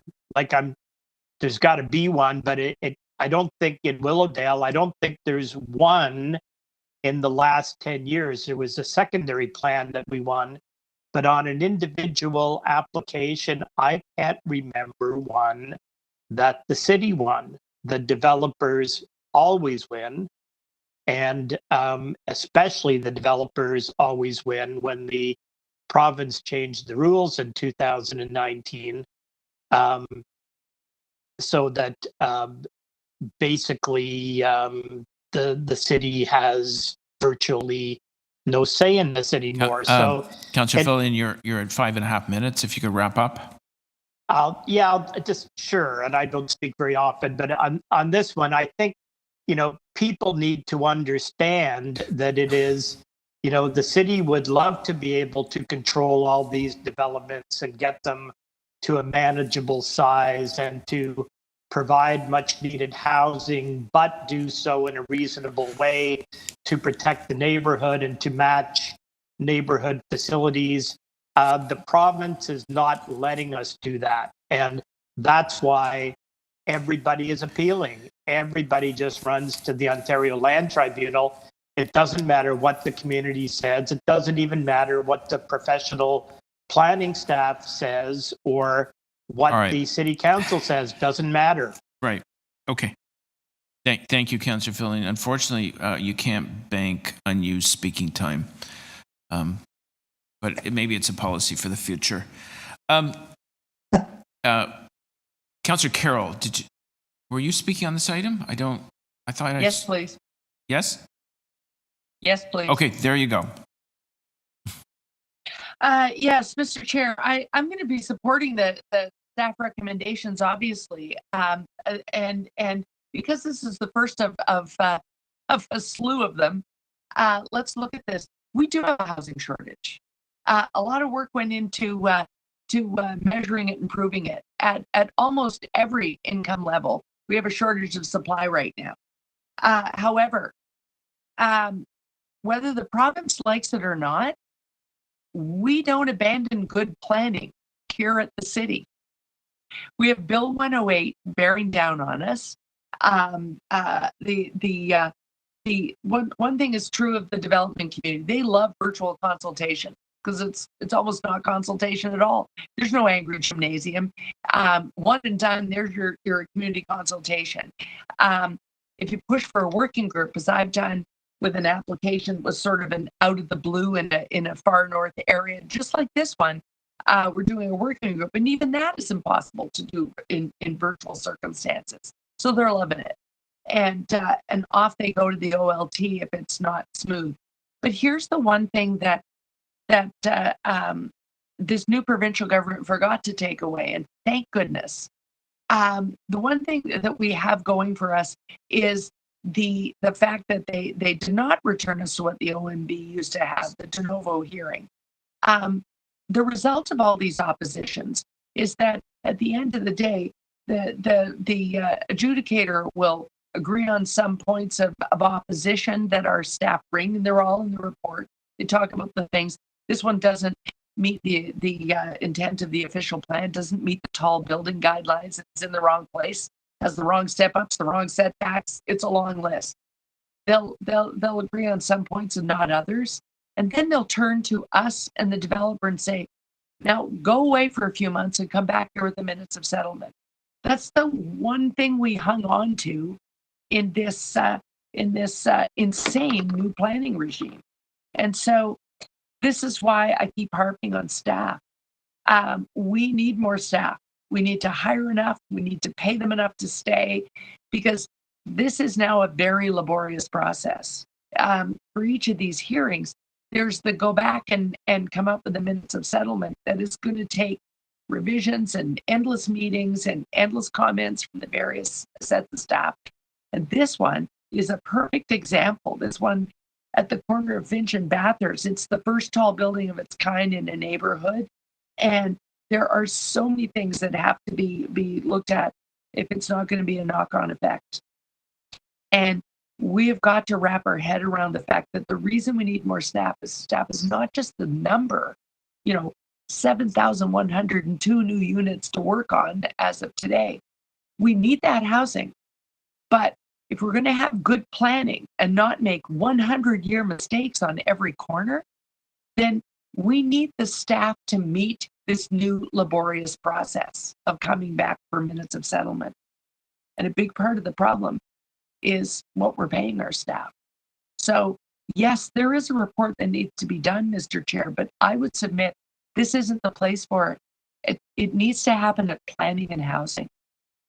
And they spend a lot of time on affordable housing items, but I think they need to step back and look at the whole forest and do the big item, which is, can we actually deal with the current planning regime? Are we able to respond to the applications coming to us as a result of Provincial Bill 108 by the current Premier?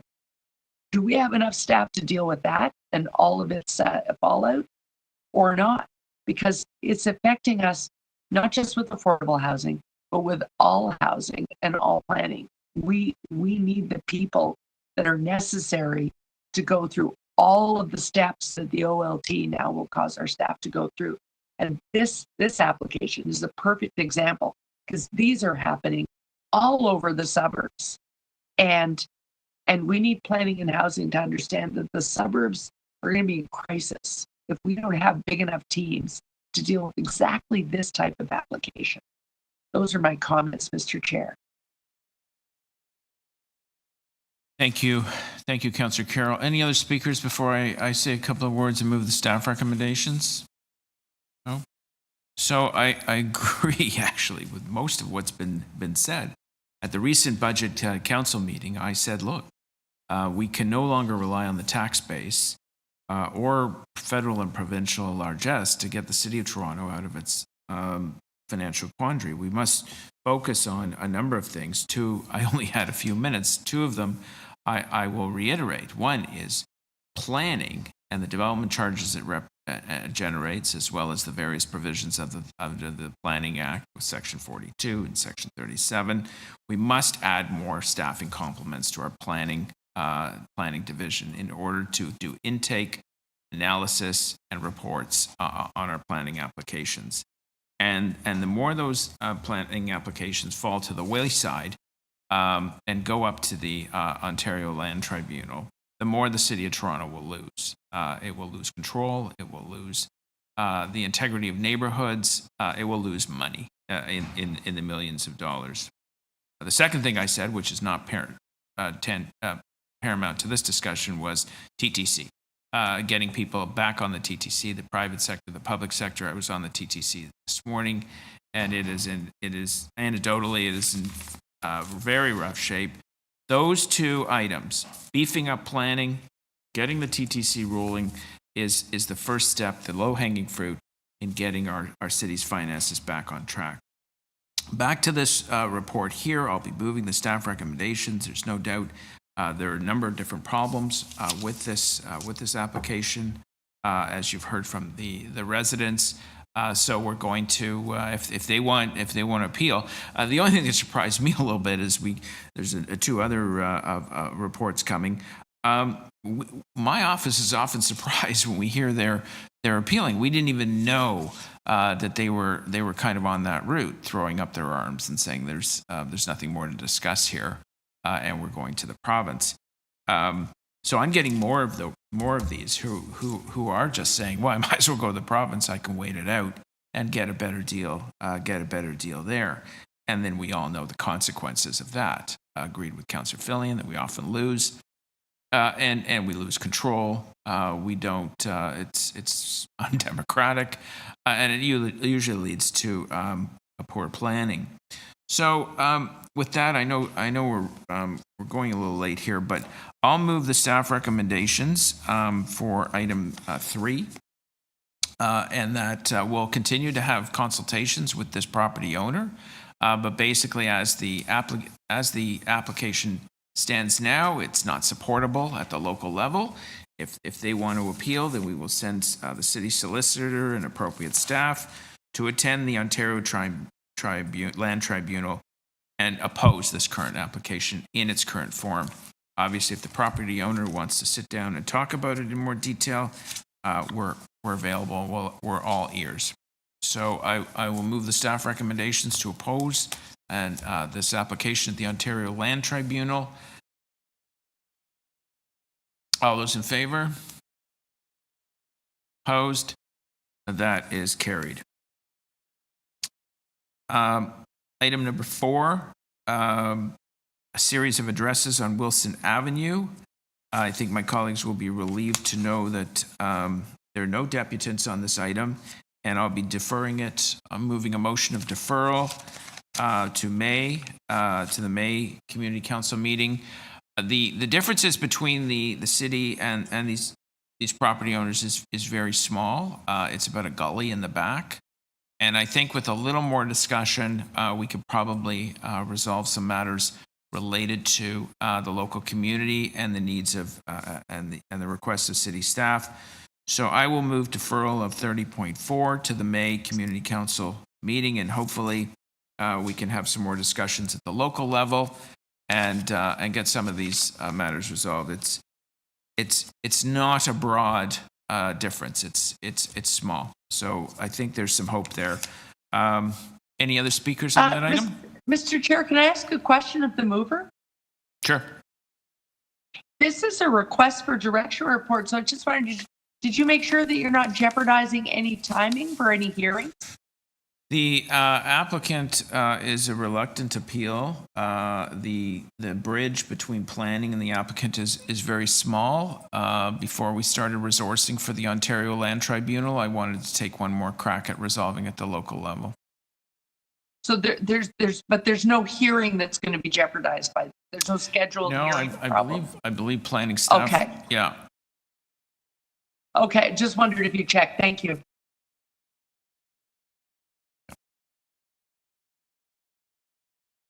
All those in favor? Opposed? That is carried. Now, item number 5, 1326 and 1328. Wilson is an adjacent property to what we just deferred, so I'm going to move deferral of that item as well. There are no deputants to speak on the item. Once again, these two property owners are in a discussion with staff about a little gully in the back and offsets. So I think we can continue to work on these items over the next couple months and maybe resolve them at the local level so it doesn't go to appeal. Any other speakers on the item?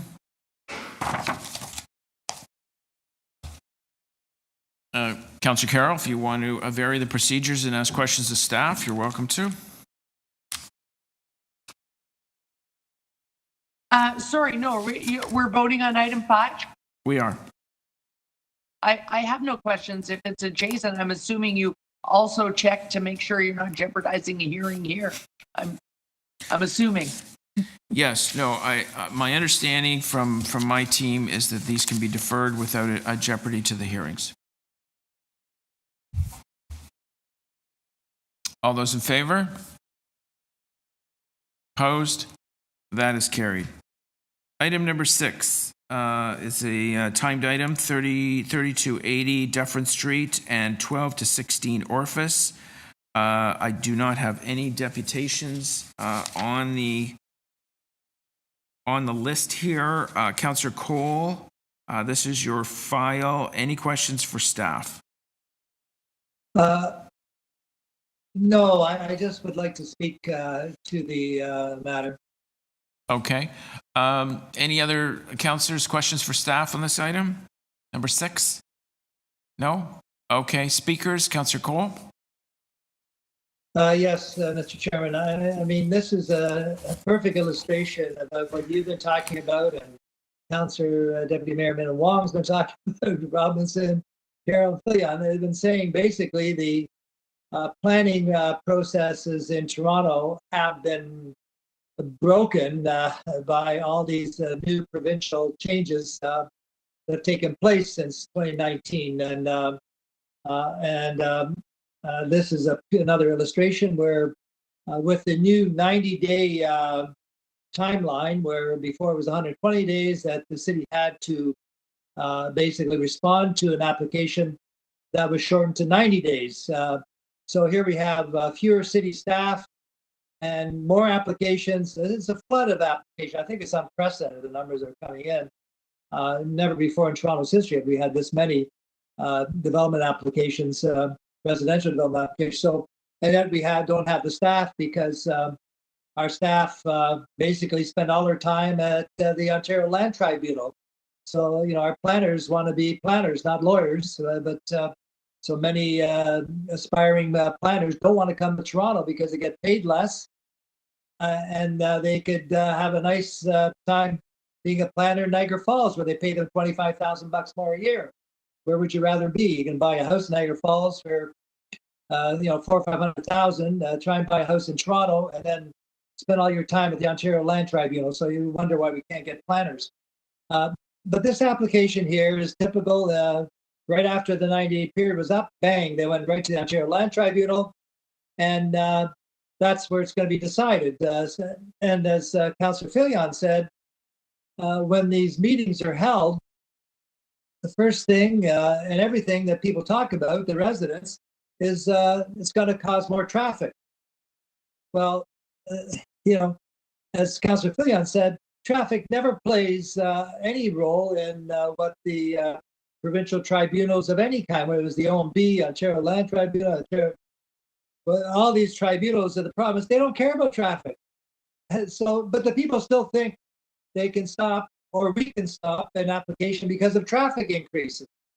And so there's a real failure to communicate here with the general public about the changes in the rules that have occurred, and that now there are different rules in place.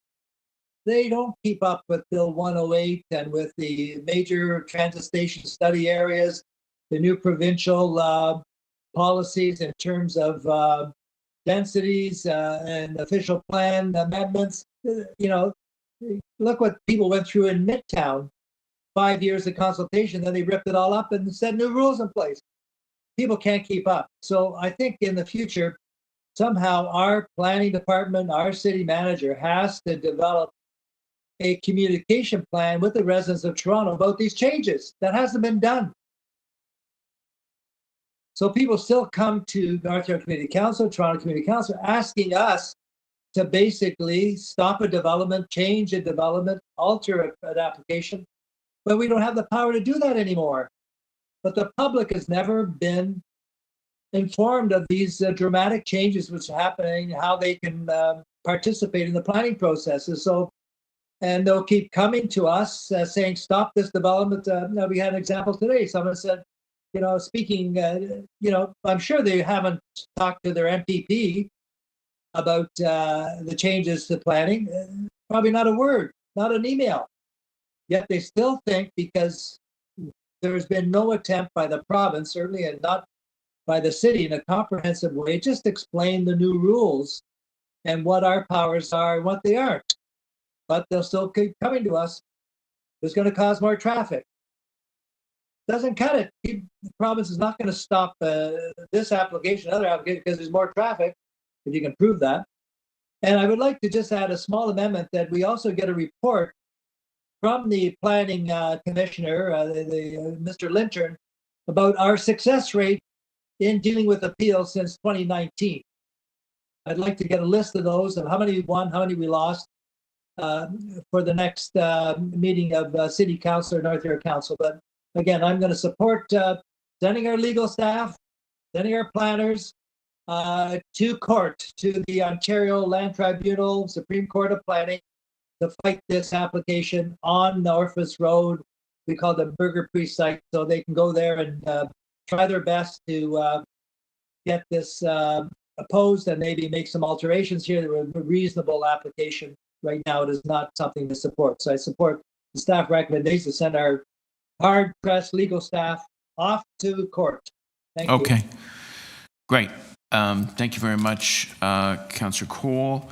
Any other speakers on item 6, 3280 Dufferin Street? Yes, Councillor Fillion.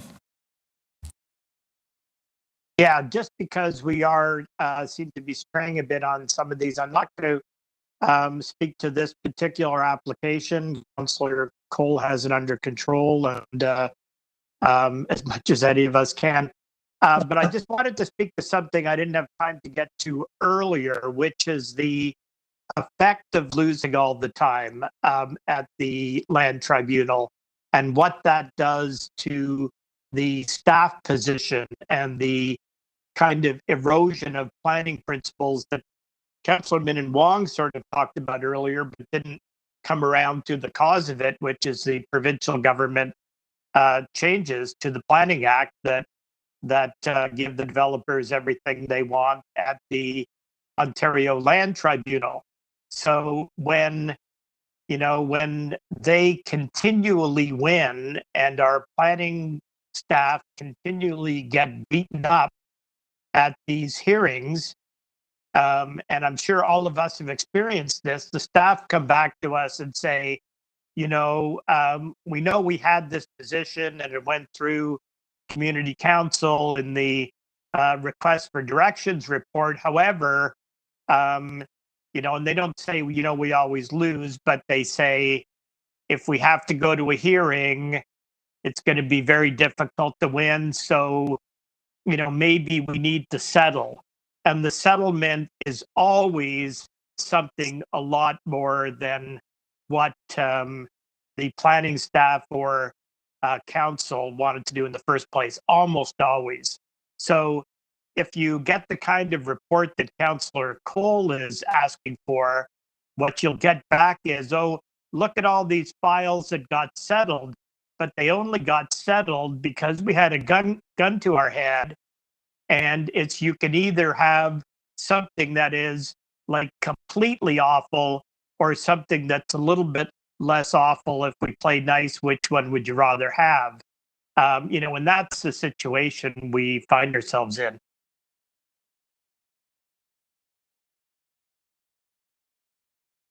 Okay, thank you, Councillor Fillion. Any other speakers on item 6, 3280 Dufferin Street? Councillor Cole, you're moving the staff recommendations? Yes, I move the staff recommendation, the small amendment that we get a report back on our successes, etc., at the Supreme Court of the Ontario Land Tribunal. Get a report back on that. Okay. Staff recommendations moved on item 6. All those in favor? Opposed? That is carried. Item 7, 680 and 688 Shepherd Avenue East. I do not have any deputants listed on this item. Questions for staff?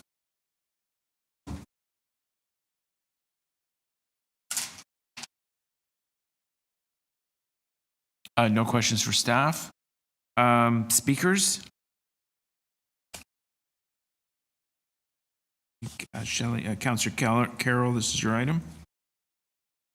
Sorry. Yes, thank you. This is another opposition report. I just wanted to speak to this further because some of the people in this neighborhood are listening further to the struggle that we've been discussing at the other ones. This report, I want to compliment staff because it goes a long way to explaining the various issues that are a problem on this site. It's not simply a matter of it's too tall. And it's complex because it is in fact on Shepherd Avenue and it's within the Shepherd East subway corridor secondary plan. There's no question about that. But there are a number of issues because we're down now to the sites in that area where they're shallow sites that if you buy them up, this is the last one that's deep, but then the applicant has gone all the way through the deep lot. The structure goes all the way back to abut very neighborhood housing. And so there are a number of complexities here. And what we know is that We have a very detailed report of all of the issues, and that we may well end up back gun to our head settlement time. We have to come up with a settlement, but we're being very clear about what the issues are, because I want to compliment staff. They're resolute in saying this. We understand density. We understand our housing shortage, but we can't make 100-year mistakes here. So we want these issues sorted out. To go with it as it is today and say we'll just do a minutes of settlement without solving these issues and not have an opposition position would mean to take a development that this community council spent a lot of time on years ago. This is right next door to the St. Gabe site, which we were all sort of frustrated with Councillor Schreiner's work on it. It seemed to be taking a long time, and then it ended up the OMB. A lot of work went into that. But what we ended up with was really what we want within the secondary plan on that site. And a beautiful church that is the buffer between the density on Shepherd and the neighborhood behind. This, if we proceed as it is proposed today, simply obliterates all that work by putting a structure there to hem it all in and take density all the way back to the rear edge of that church. And so the opposition has a strong case, and I hope that should the OLT send us back to settle, they will send us back to settle having agreed with our points and saying that the settlement must resolve those points, must resolve them. That being said, I'll adopt the staff recommendation. Thank you. Thank you, Councillor Carroll. Any other speakers on this item? Okay. Item 7, all those in favor of adopting the staff recommendations? Opposed? That is carried. Item 8, 5800 Yonge Street. I do not have any deputations on this item. Questions for staff? No questions for staff. Councillor Fillion, this is your item. Speakers? So another one of these, I won't go into a big long speech on this one. Another one that is going to the Ontario Land Tribunal because the applicant is being unreasonable, and they're being unreasonable because they can, and they see that as their best path to success, which that turnaround only happened because of the change in provincial legislation. This would have gone along pretty smoothly had it not been for that. It's just upended everything. So let's still hope that it gets resolved. There's still a possibility of that, but I'm not terribly optimistic, but I'll move the staff recommendations. Okay, thank you, Councillor Fillion. Any other speakers on the item? No. Staff recommendations moved. All those in favor? Opposed? That is carried. Now we have to jump. I'm still working on timed items. We actually jump over to item 38. Application for a fence exemption, 438 Heath Street East.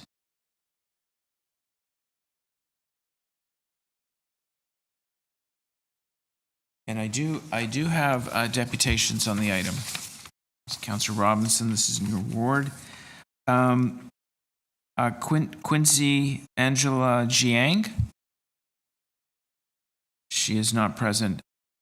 Chris Chen. Mr. Chen. Hello? Chris Chen. Yes, I'm the husband of the Angela Jang. So I'll just say something. Yeah. Hi, my name is Angela. Oh, I see. They're both. So is Angela on the line or Chris or both? Actually, we both on the line. I would talk. Actually, I'm not too sure I need to talk. It's quite simple.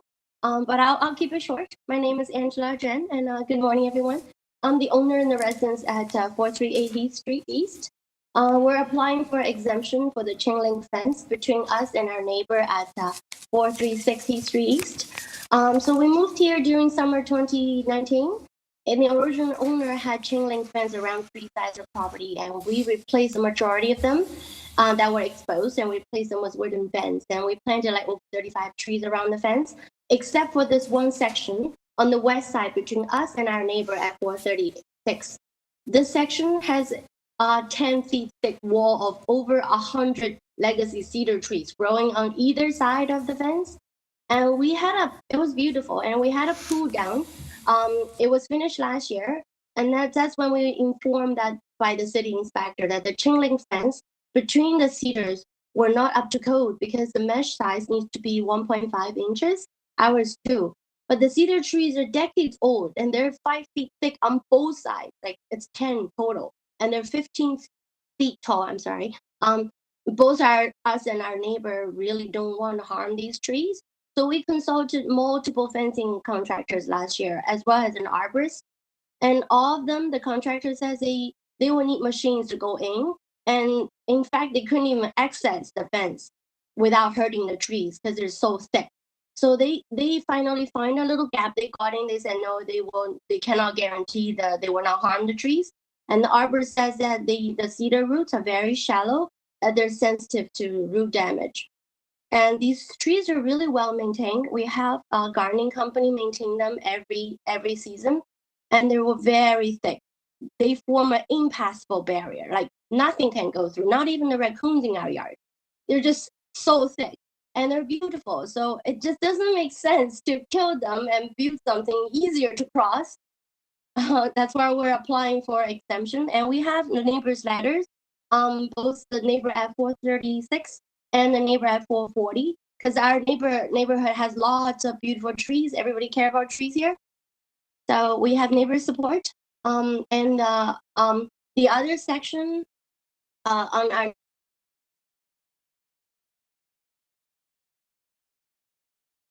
that's all I need to say. Thank you very much. Great. Thank you very much for your comments. Any questions for the deputant?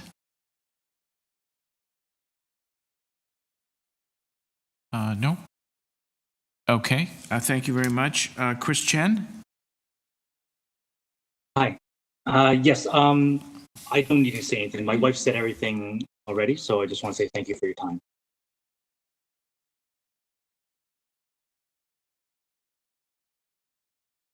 Hello? Yeah. Sorry. Oh. You're Okay. I missed what you said. You're not disputing? Oh, no, I'm sorry. I'm just saying that I believe my wife said everything that needs to be said. Okay. So I have nothing to add. All to right. that, so it's Okay. Thank you. Thank you for Okay. Thank you. Questions for staff? Councillor Carroll? Yes, just a quick one. I think I get what the issue is with the chain link fence, but it's between the two properties. The report is silent on whether or not the pool is properly enclosed from the house. Is that not an issue? Can they hear me now? No, it's the staff who are it's asking me. questions up now. Oh, Good morning, and through you, Mr. Chair.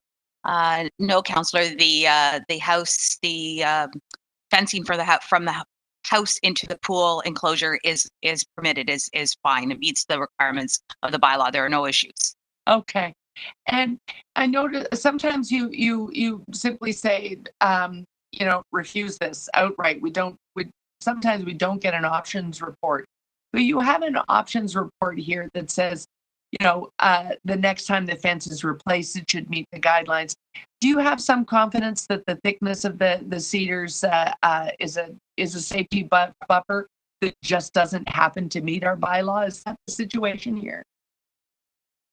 Through you, Mr. Chair. Yes, that is the situation. As you know, it does not meet the requirements of the bylaw.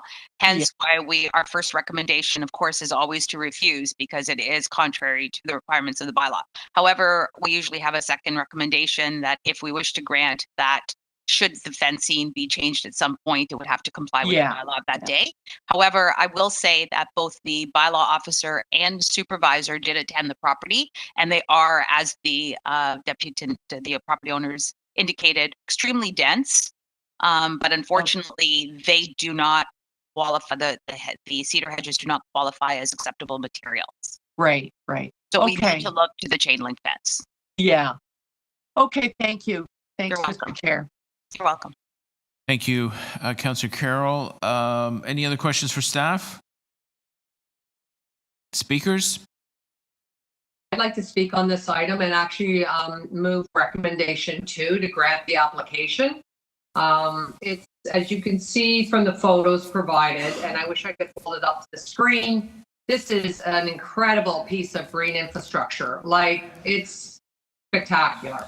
And I don't even want to think how old it is, and how many years it's been forming, but it's very impressive piece of green infrastructure, as I've said, and I would hope that we'll support this. Not only that, there's a chain link fence in the mix, very safe. Staff are not concerned about it. They told me that previous to this meeting. So I hope you will support this, as the neighbors around the property also support it, and we have verified that. Okay, thank you, Councillor Robinson. Any other speakers on the item? Just briefly, Mr. Chair. Councillor Carroll. Yeah, I just wanted to say this is one of those reasons why we really have to read the report. Because as you know, it's my reputation always to move the refusal. I have an obsession about pool fencing, but in this one, what it looks like is we'd be doing more harm than good. So I'm not always crazy about chain link fence anyway. They are a bit climbable. But in this case, if we were to follow the letter of the law, we would end up jeopardizing those cedars. And once they fall down, then you really do have a problem. And so you could end up with an updated chain link fence and compromise cedars that are all dead within 5 years. And then you've really exposed the pool. And so, it is really important to read right through it. I just needed that one final bit of comfort that it isn't closed from the house, and on that basis, I'm going to be supporting the councillor's motion this time. Okay, thank you. Thank you, Councillor Carroll. Any other speakers on the item? Okay, if we can put the motion back on the screen, it is item option 2, granting the application with conditions. All righty, here we go. All those in favor? Opposed? That is carried. Last timed item 39, application to remove a private tree, 24 King High Avenue. We have one speaker, the property owner, Jonas Rubinoff, is on the line. Jonas?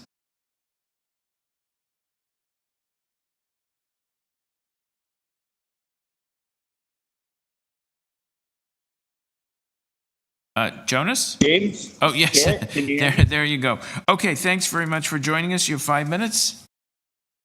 All right, so what I want to say, first, this tree that I'm requesting to be taken down was destroyed in the ice storm, is severely damaged. And if you look at the tree, it's pretty clear it's leaning towards the house, which creates a present danger to the occupiers, my family, visitors, as well as the actual dwelling. If you also look at the ground, it is heaving and tilting. You can see that the ground's uneven. And as you'll see in the report, the arborist did recommend its removal as well. I just want to, at the report, it says cash in lieu 1 tree. I never said that. I'm not sure how that kind of got lost in translation, but I'm willing to replace 5 trees, cash in lieu, and as well as my arborist report. I mean, if you come to my property and take a look at the tree, it's clear. No expert, but it's clear that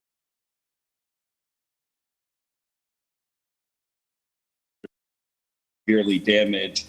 In the winter, it is leaning over with heavy ice and touching and smashing against the house, the few branches that are left on the tree.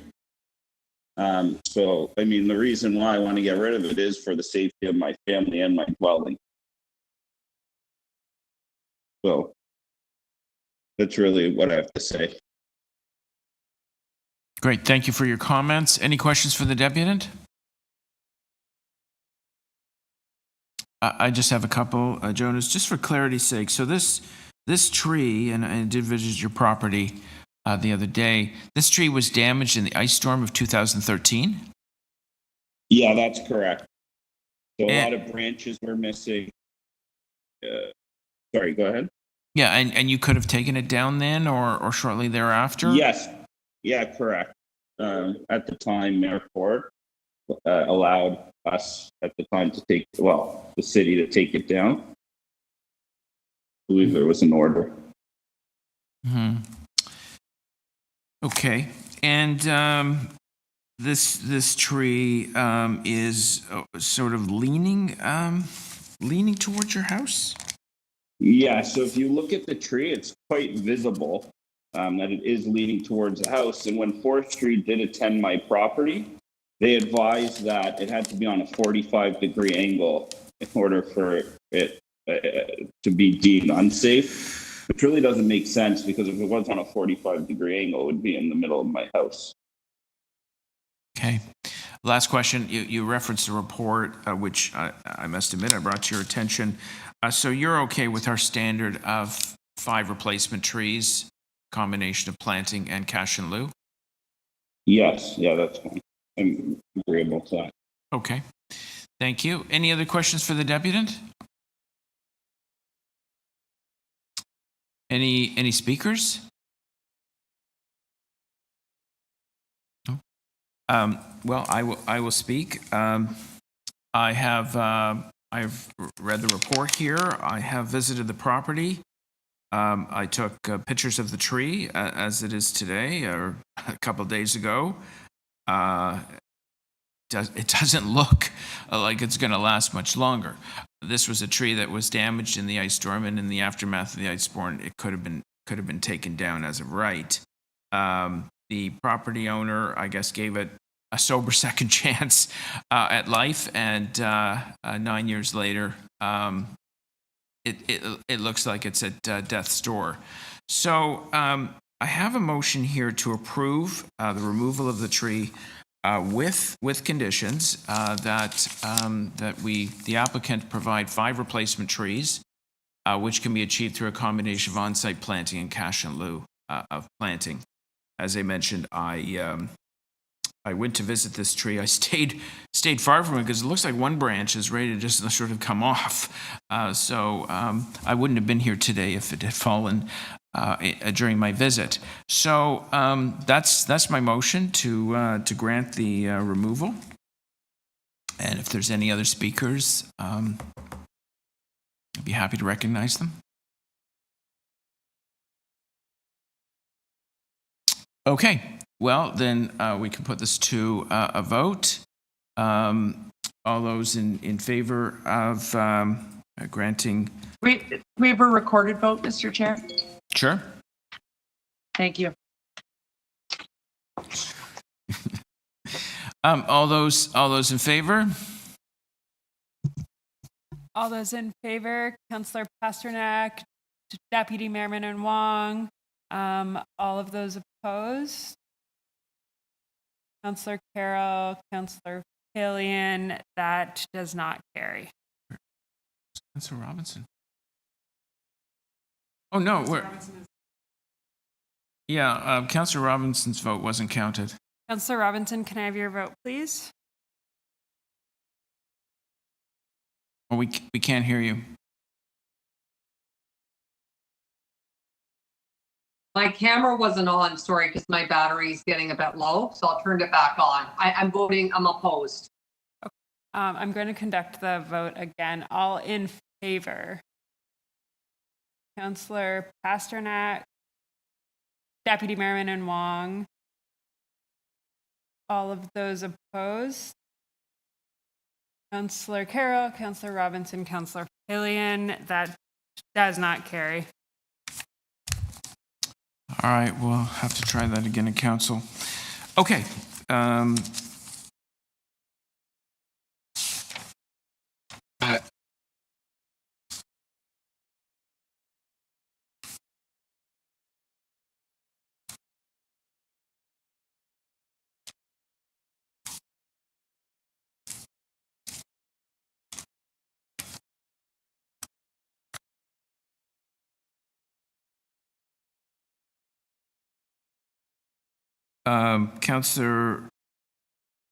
Item 15, held by Councillor Robinson, 1837 to 1845 Bayview Avenue.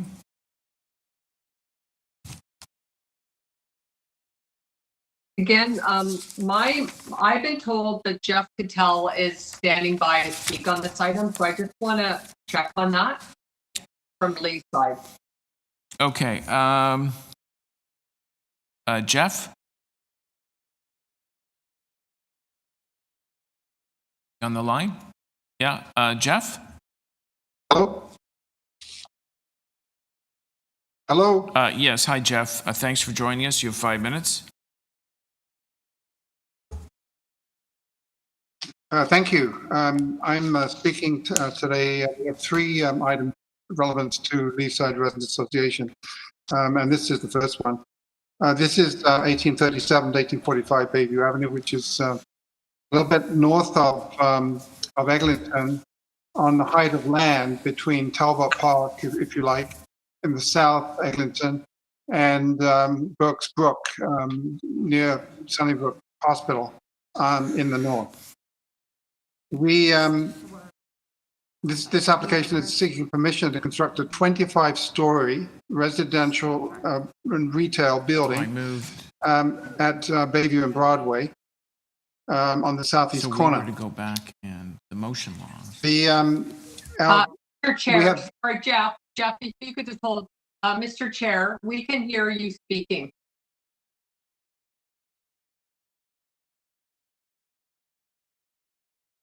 Okay, go ahead, Jeff. Thank you. Yes, so we have a preliminary report from the city here, and we have agreed with the preliminary report from staff, and we have major concerns with this proposal in its current form, including the following. The proposed scale, build form, massing is completely inappropriate given the location. And here it gets a bit technical. While the province introduced a height range of 20 to 35 stories for the Bayview focus area in its approval of the Midtown Secondary Plan, Official Plan Amendment 405, the plan states that the Bayview focus character area is Midtown's easternmost core and will be predominantly characterized by mid-rise buildings, punctuated with tall buildings in proximity to the new transit station, which will also support the expansion of office, residential, and retail development in the area, creating a mixed-use, transit-oriented node. The proposal is on the edge of the Bayview focus area, and as such should have a building height and massing reflecting its location, abutting low-rise development and well away from the LRT station. Permitting a 25-story building on this site would create an inappropriate precedent for future development within the focus area. If tall buildings within the 20 to 35-story range were to be permitted as of right within the entire focus area, the density that would result would be excessive and not in keeping with the objectives envisaged by the official plan. The FSI of the proposed building is 8.7, which is well above that of recently approved buildings in the Bayview focus area and its vicinity.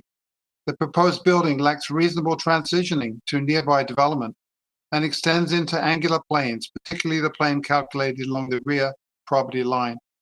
So this lack of transitioning negatively impacts privacy, daylight, sky view, and sunlight and shadow for the public realm and neighboring properties. As I said, the proposal is on the high point between Walmsley Brook, Talbot Park, and Burke Brook, and will have a major visual impact on the neighborhood. The fact that it's at that location is like adding another 5 stories on its height. The physiography of the location so it has a major visual impact on the neighborhood. In addition, the physiography of the location necessitates the need to ensure any permitted building does not lead to excessive wind effects at grade. Plus, the location on Bayview Avenue, just south of Sunnybrook Hospital, puts it in line with the helicopter route for the Orange service to the Sunnybrook Hospital. We have reached out to the hospital to advise them of this, and hoping that the city will require an airspace study to be conducted by the applicant. It's that's a very worrying aspect for the community. So there's many other issues which I won't bore you with. It's clear that this is producing like very small units. 75% of the almost 300 units are 1 bedroom or smaller. The unit mix and size favors singles rather than families. This lack of provision of family-oriented accommodation is not consistent with the city's growing up, planning for children in new vertical communities guidelines. It also indicates a target market of speculative investors rather than live-in home buyers. And it's unclear how this application is enhancing the availability of affordable housing, as referenced in the official plan. In conclusion, the Leaside Rent Association feels this property, the subject property, is an appropriate site for a mid-rise building.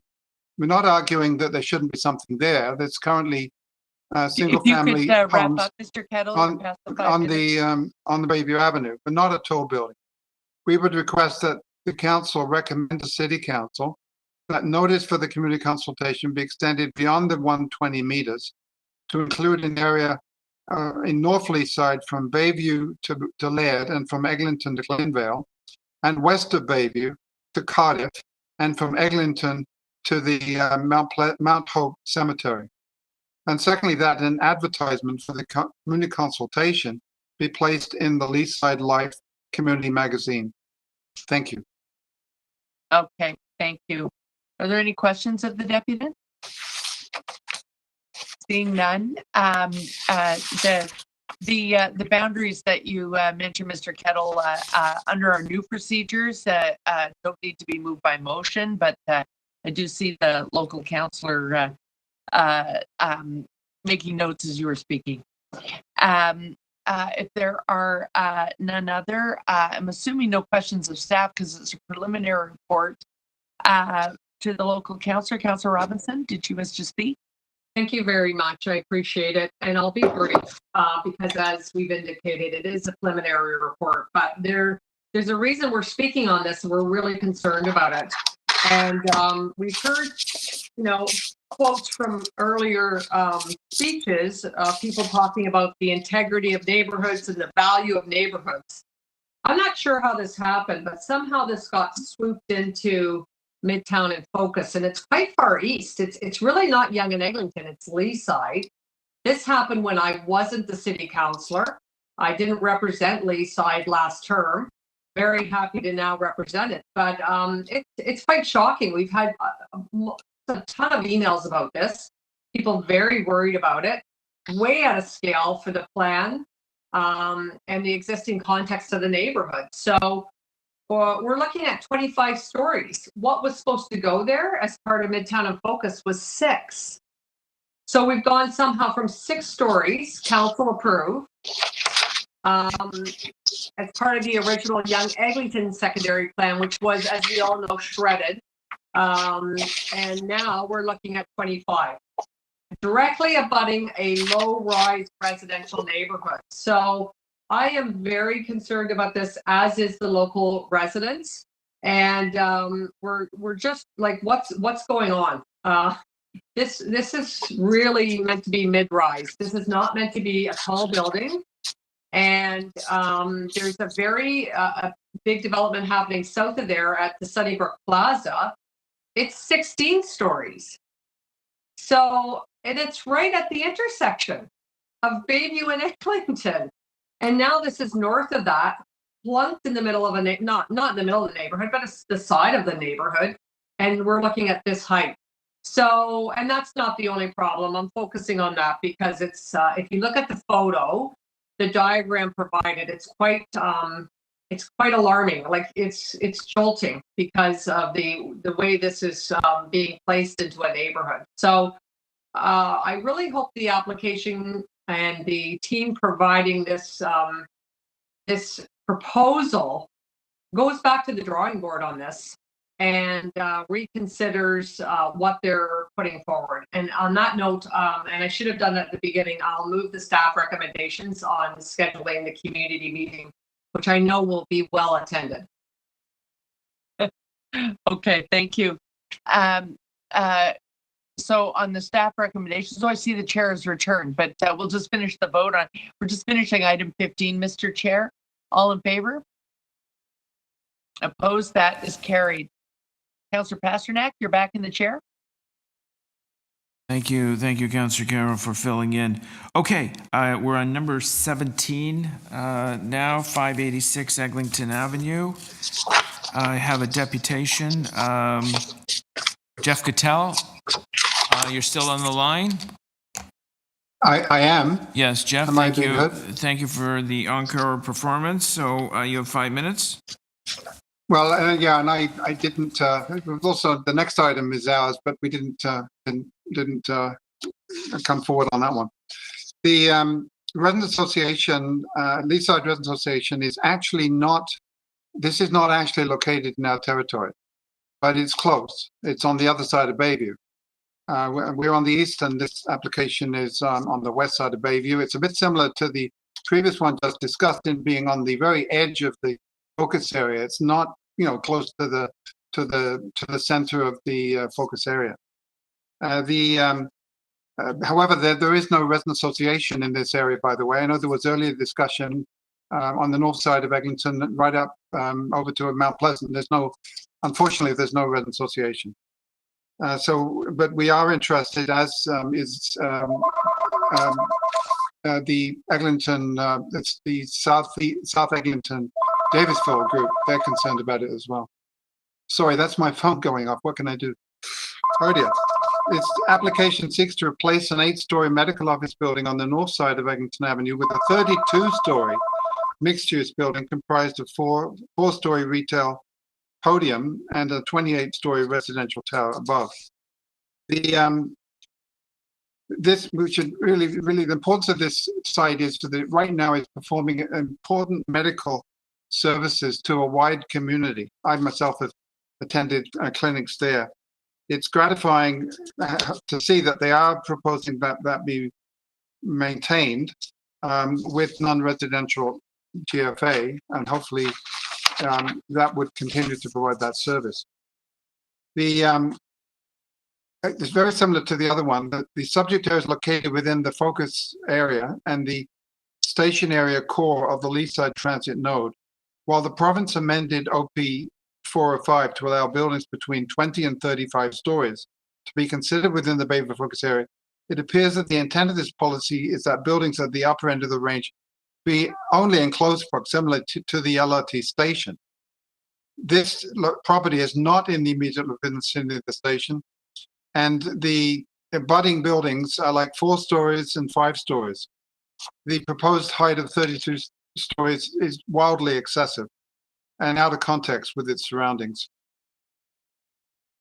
The City Council adopted a maximum height of 14 to 16 stories for the subject property, map 2115, and then, of course, the province deleted that map in approving 405. So the proposed building height is about twice what the city felt was appropriate for this location. And the FSI is 13.17, far in excess of other developments recently approved in the vicinity. This, in conjunction with the proposed height, suggests that the scale and mass of the proposal is excessive and out of context. And then you've got issues like lack of transitioning to the townhouse development immediately to the north and to the low-rise development on the west side of Bruce Park Avenue. Anyway, in conclusion, the LRA is of the opinion that the proposed building is excessively tall and its mass is not in keeping with its context. We request to City Council that notice for the community consultation be extended beyond the 120 meters to include a more extensive area, particularly north of Eglinton Avenue. No, we appreciate, thank you for your consideration of our comments and look forward to participating in future discussions. Thank you. Thank you, Jeff. Any questions for the deputant? No? Okay, thank you, Jeff, very much. I don't have any other deputants listed on this item. Are there questions for staff? I don't see any questions for staff. Are there any speakers? Councillor Robinson? Very much, and I'll move the item and just say a few brief words. First of all, thank you to Jeff for both of his deputations today and for his work as the co-chair of the Leaside Residents Association and for stepping up where there's a void, because we don't have a formal residents association in this area. So I do appreciate that, Jeff, and your words were so great today. I really need to say very little in addition to what you've already said. But I will highlight the medical piece because we've heard it from so many people emailing in, and there is no guarantee that the new office will be tenanted by, basically replacement medical services. So we hope they will be. There's talk about it, and we will push hard for that because it's a really important part of the neighborhood, and it needs to be baked into the plan. It's a very high building, and there's clearly a need for transition here. But I just want to go back to some of the broader comments that we were talking about earlier as a council. And in my opinion, there's a lot of units being built in this city, and more than 28,000 just at Yonge and Eglinton. We talk about, Councillor Carroll talked about 7,000 today, but at Yonge and Eglinton, that's a dated number, 28,000. It's the only formal number I have. We're way above that now, just at Yonge and Eglinton. And this is unbelievable, and it's not affordable. And nothing in my ward is affordable. It's very frustrating. So I actually don't fully agree with some of the comments today. I do think you can't resolve this problem with supply, and it's got to be can't be magically resolved. It's got to be affordable, and that's what our focus should be, and I think it is our focus. But there are huge number of homes, condos, etc., units being built in Toronto, and in Toronto, that's increased faster than the pace of the city's population, according to census data and a recent Globe and Mail article. So we have to keep our eye on this thing, this piece as city councillors.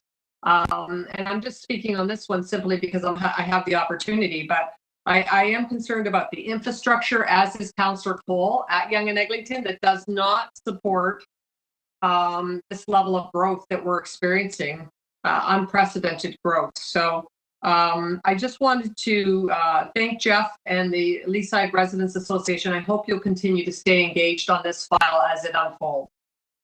Thank you, Mr. Chair.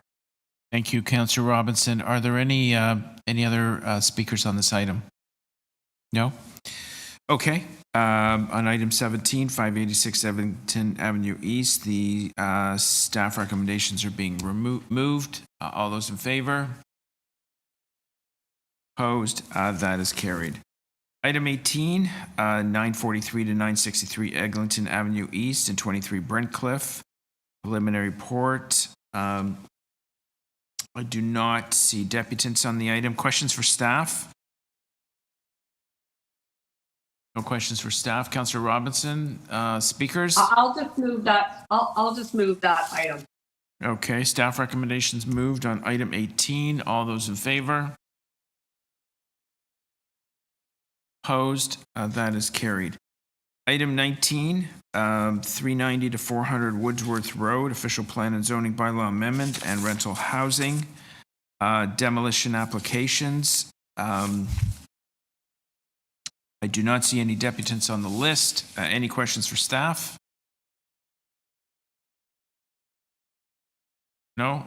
Speakers? Councillor Robinson? Yeah, I just want to say this. This is a really interesting one. Interesting as worrisome, and the residents are very concerned about it. We certainly need more rental in Toronto, and especially family-sized units. I think we can all agree on that. So we shouldn't be demolishing what we already have. And so I just want to put that out there because displacement of tenants in these existing townhouses, which are proposed to be demolished, 48 three-bedroom units, which are family-sized, purpose-built rentals, are all going bye-bye. I find that distressing and worrisome. I think we all have family members looking for affordable rentals, and this was simply that. And we're losing that because that's what's now happening in my ward. Every bit of green space has been used up, certainly at Yonge and Eglinton, and now they're ripping down rental. So it's frustrating, and I'll leave it at that, except to say that there will be a lot of engagement on this because of the impacts on the neighborhood, which I won't go into great detail because we're at the preliminary stage. So as I said earlier, I'd like to thank all the residents who have written in about this in the York Mills Neighborhood Association. And we've already had one meeting about this. It's going to be a very active file. So I'll end it there. Thank you, Mr. Chair. Thank you, Councillor Robinson. Any other speakers on the item? No? Local councillors move staff recommendations. All those in favor? Is mine the only hand up? Oh, there we go. There's some hands. Okay, great. All those in favor? Opposed? That is carried. Now, I need to ask that we have 3 items left with lunch approaching in about 6 minutes. What is the will of committee? To just continue on and finish? Yeah? Okay. I can quick release one as well, Mr. Chair. Oh, okay, Councillor Carroll. Which item? It is the one on the Committee of Adjustment. It's just a request to hold the meeting, so I don't need to speak on it. It is item number 37, community standards for the Committee of Adjustment at Bayview Village. Staff recommend convening the meeting, and I can just move that now. I don't need to speak on it, given the hour. Okay. Councillor Carroll has moved the staff recommendations on item 37, community standards and for Committee of Adjustment in Bayview Village. All those in favor? Opposed? That is carried. Sorry. Yeah, so if we're going to continue on, I guess we have to formalize it. Could I have a motion to finish? I'll move a motion to complete the agenda, Mr. Chair. Complete the agenda. Thank you very much, Councillor Carroll. All those in favor of continuing on and completing the agenda? Opposed? I don't see any opposed. Okay, next item is item 20, 1053 Don Mills Road. We do have a deputant on the item. Is Joy Hearn on the line? Ms. Hearn? Thank you. All those in favor of continuing on and completing the agenda? Oh, that's me. I'm almost famous. So, Mr. Chair, I have to leave at 12:30. I probably around, I won't be available during the lunch break. Don Mills Road. Oh, all right. Okay, understood, Councillor. We have a 28-story building, a 20-story building, a 32-story building, and a 16-story apartment building going in. And on September the 27th, Denzel Min Wong said that he didn't like the proposal. We have a Greenland Public School. We have Don Mills Middle School, Don Mills Collegiate, and right beside us at number 8, the Don Way East, we have a seniors complex. And these buildings that they are proposing to put in are much too high for this area. Also, I'd like to know what they are going to do for people that have disabilities, because I have a disability. Are they going to be putting in a emergency generator in case the elevator goes down? And I'd also like to mention about the parking garages. They're going to build 2 parking garages that are 2 stories high, and it's supposed to have a total of 800 and some odd parking spots. The 3 condos and the apartment building is going to house 1,185 people. We're going to have the same problem as what we have now when it comes to parking. Also, we would like to know the size of the apartments, and we would also like to know when we move out upon demolition. We were told there was going to be a comprehensive package, and they're not meeting the standards for this.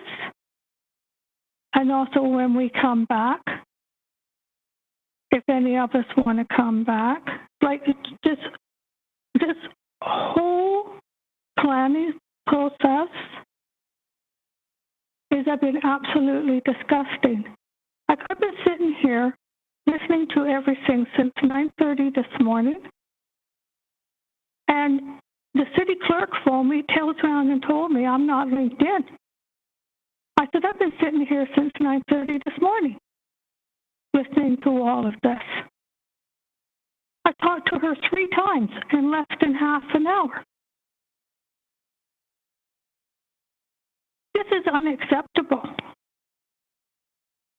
And then there's no communications between the city and Plaza Partners, because you phoned the representative at Plaza Partners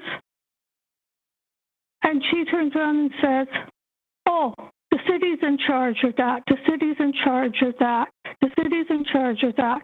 Like, we are so frustrated and so confused about what's going on here.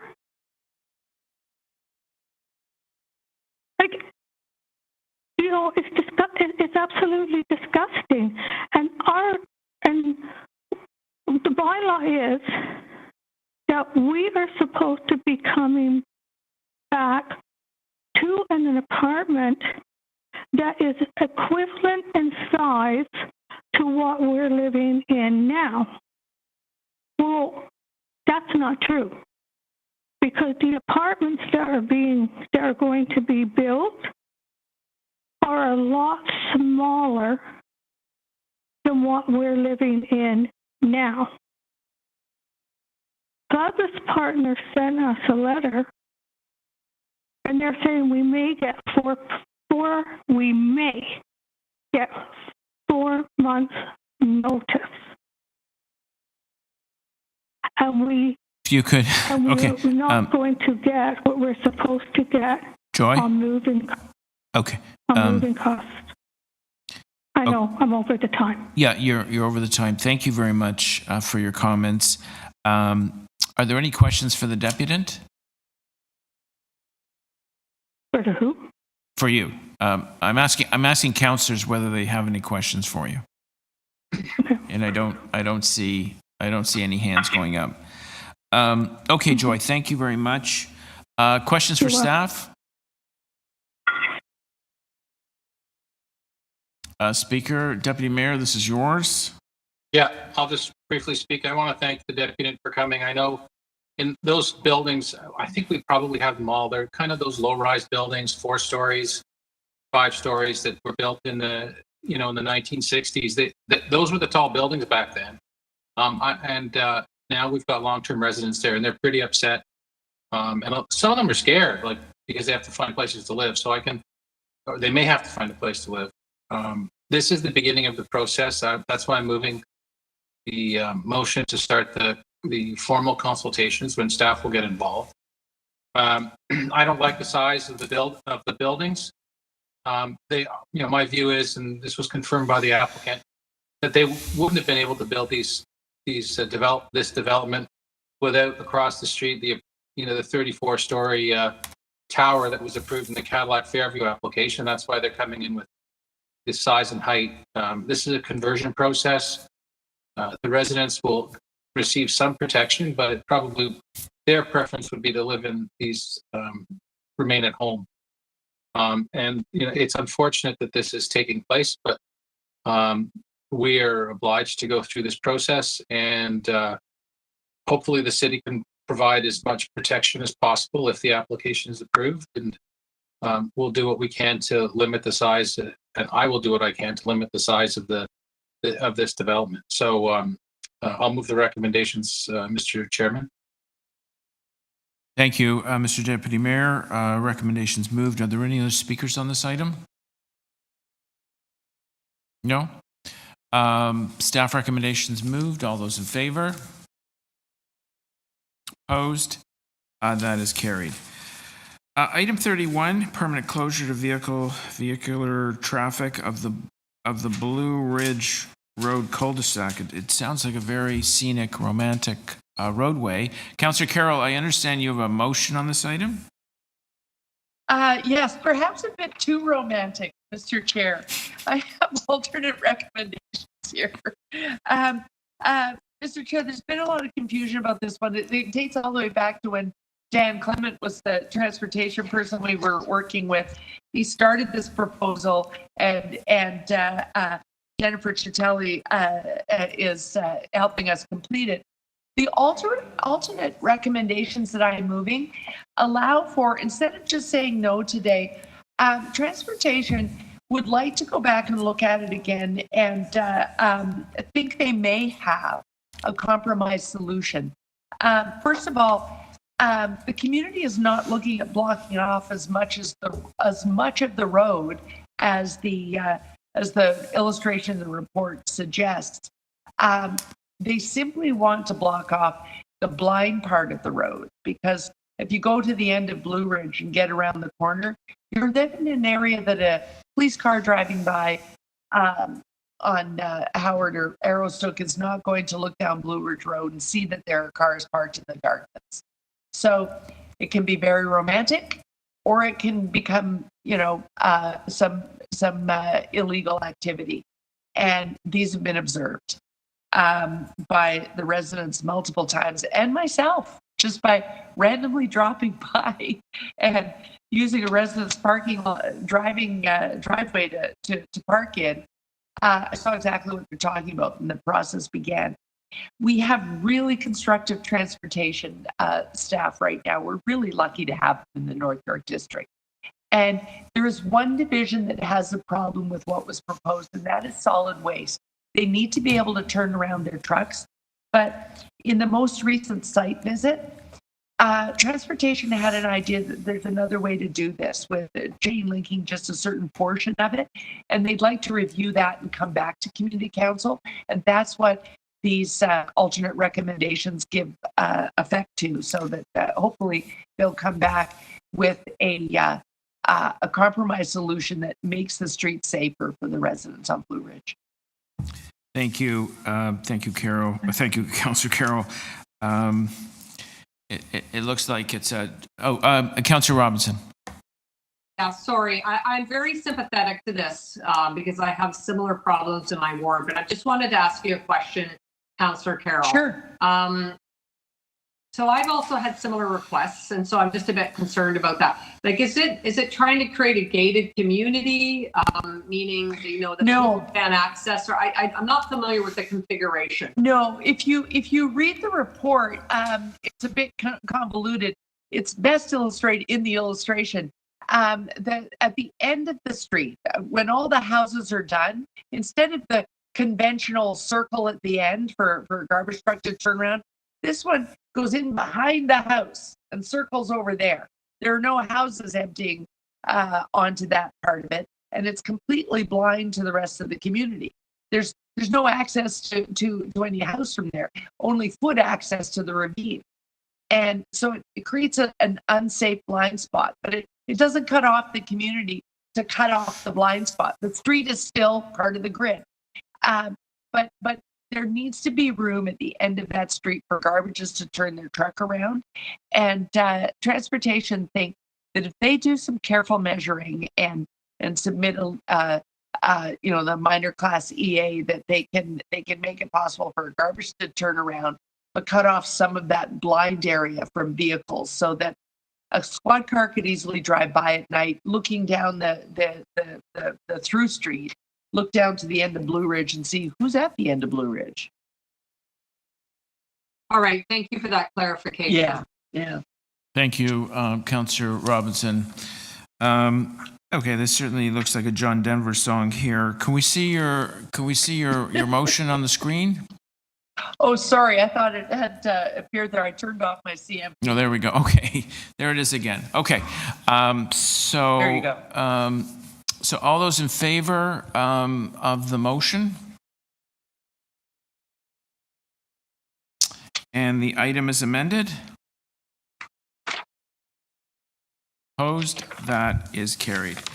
So when it comes to the item 39, and the application to remove a private tree, 24 King Eye Avenue, what we omitted was voting on the staff recommendation, which is a refusal report. I'll move the staff recommendation for you, Mr. Chair, if that makes it less awkward.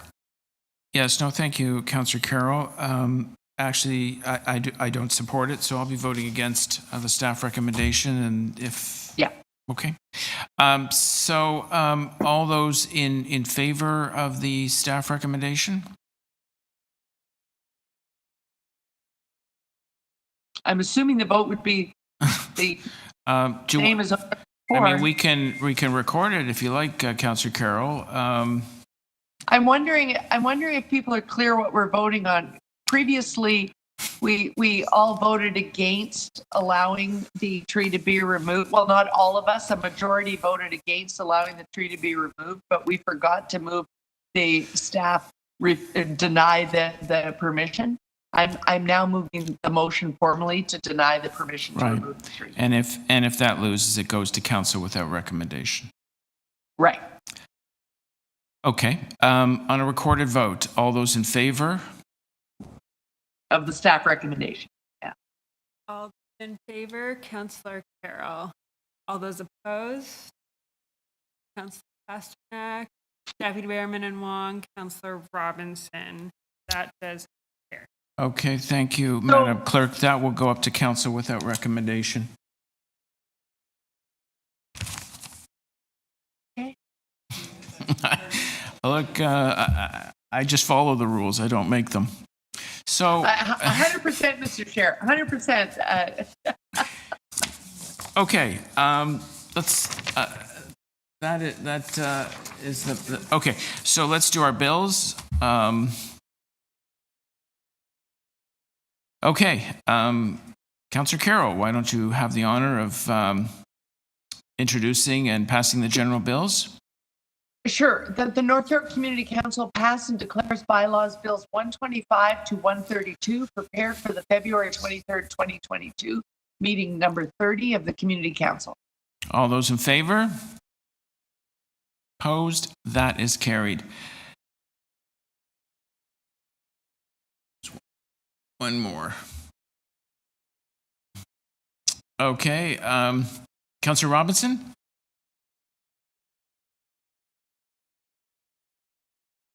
Confirmatory bill? Yeah, I've got it. That the North York Community Council pass and declare as a bylaw confirmatory bill to confirm the legislative proceedings of the North York Community Council acting under delegated authority at meeting 30 on February 23rd, 2020. 2022. Okay, great. Thank you. All those in favor? 2022. Yeah. Sorry. It's okay. All those in favor? Opposed? 2 years behind. That is carried. Well, that concludes our business for today. Thank you very much, councilors, member of Community Council, our wonderful clerk staff, and of course, our dedicated IT staff, a great team. We will be in touch on sort of the format of our meeting, whether we go hybrid or in person at our next meeting in April. We will be in touch. I'm sure we're all hopeful we'll be meeting soon in person. So thank you very much. Enjoy the rest of the day. Take care. Thanks, Mr. Chair. Thanks, Madam Clerk. Thank you.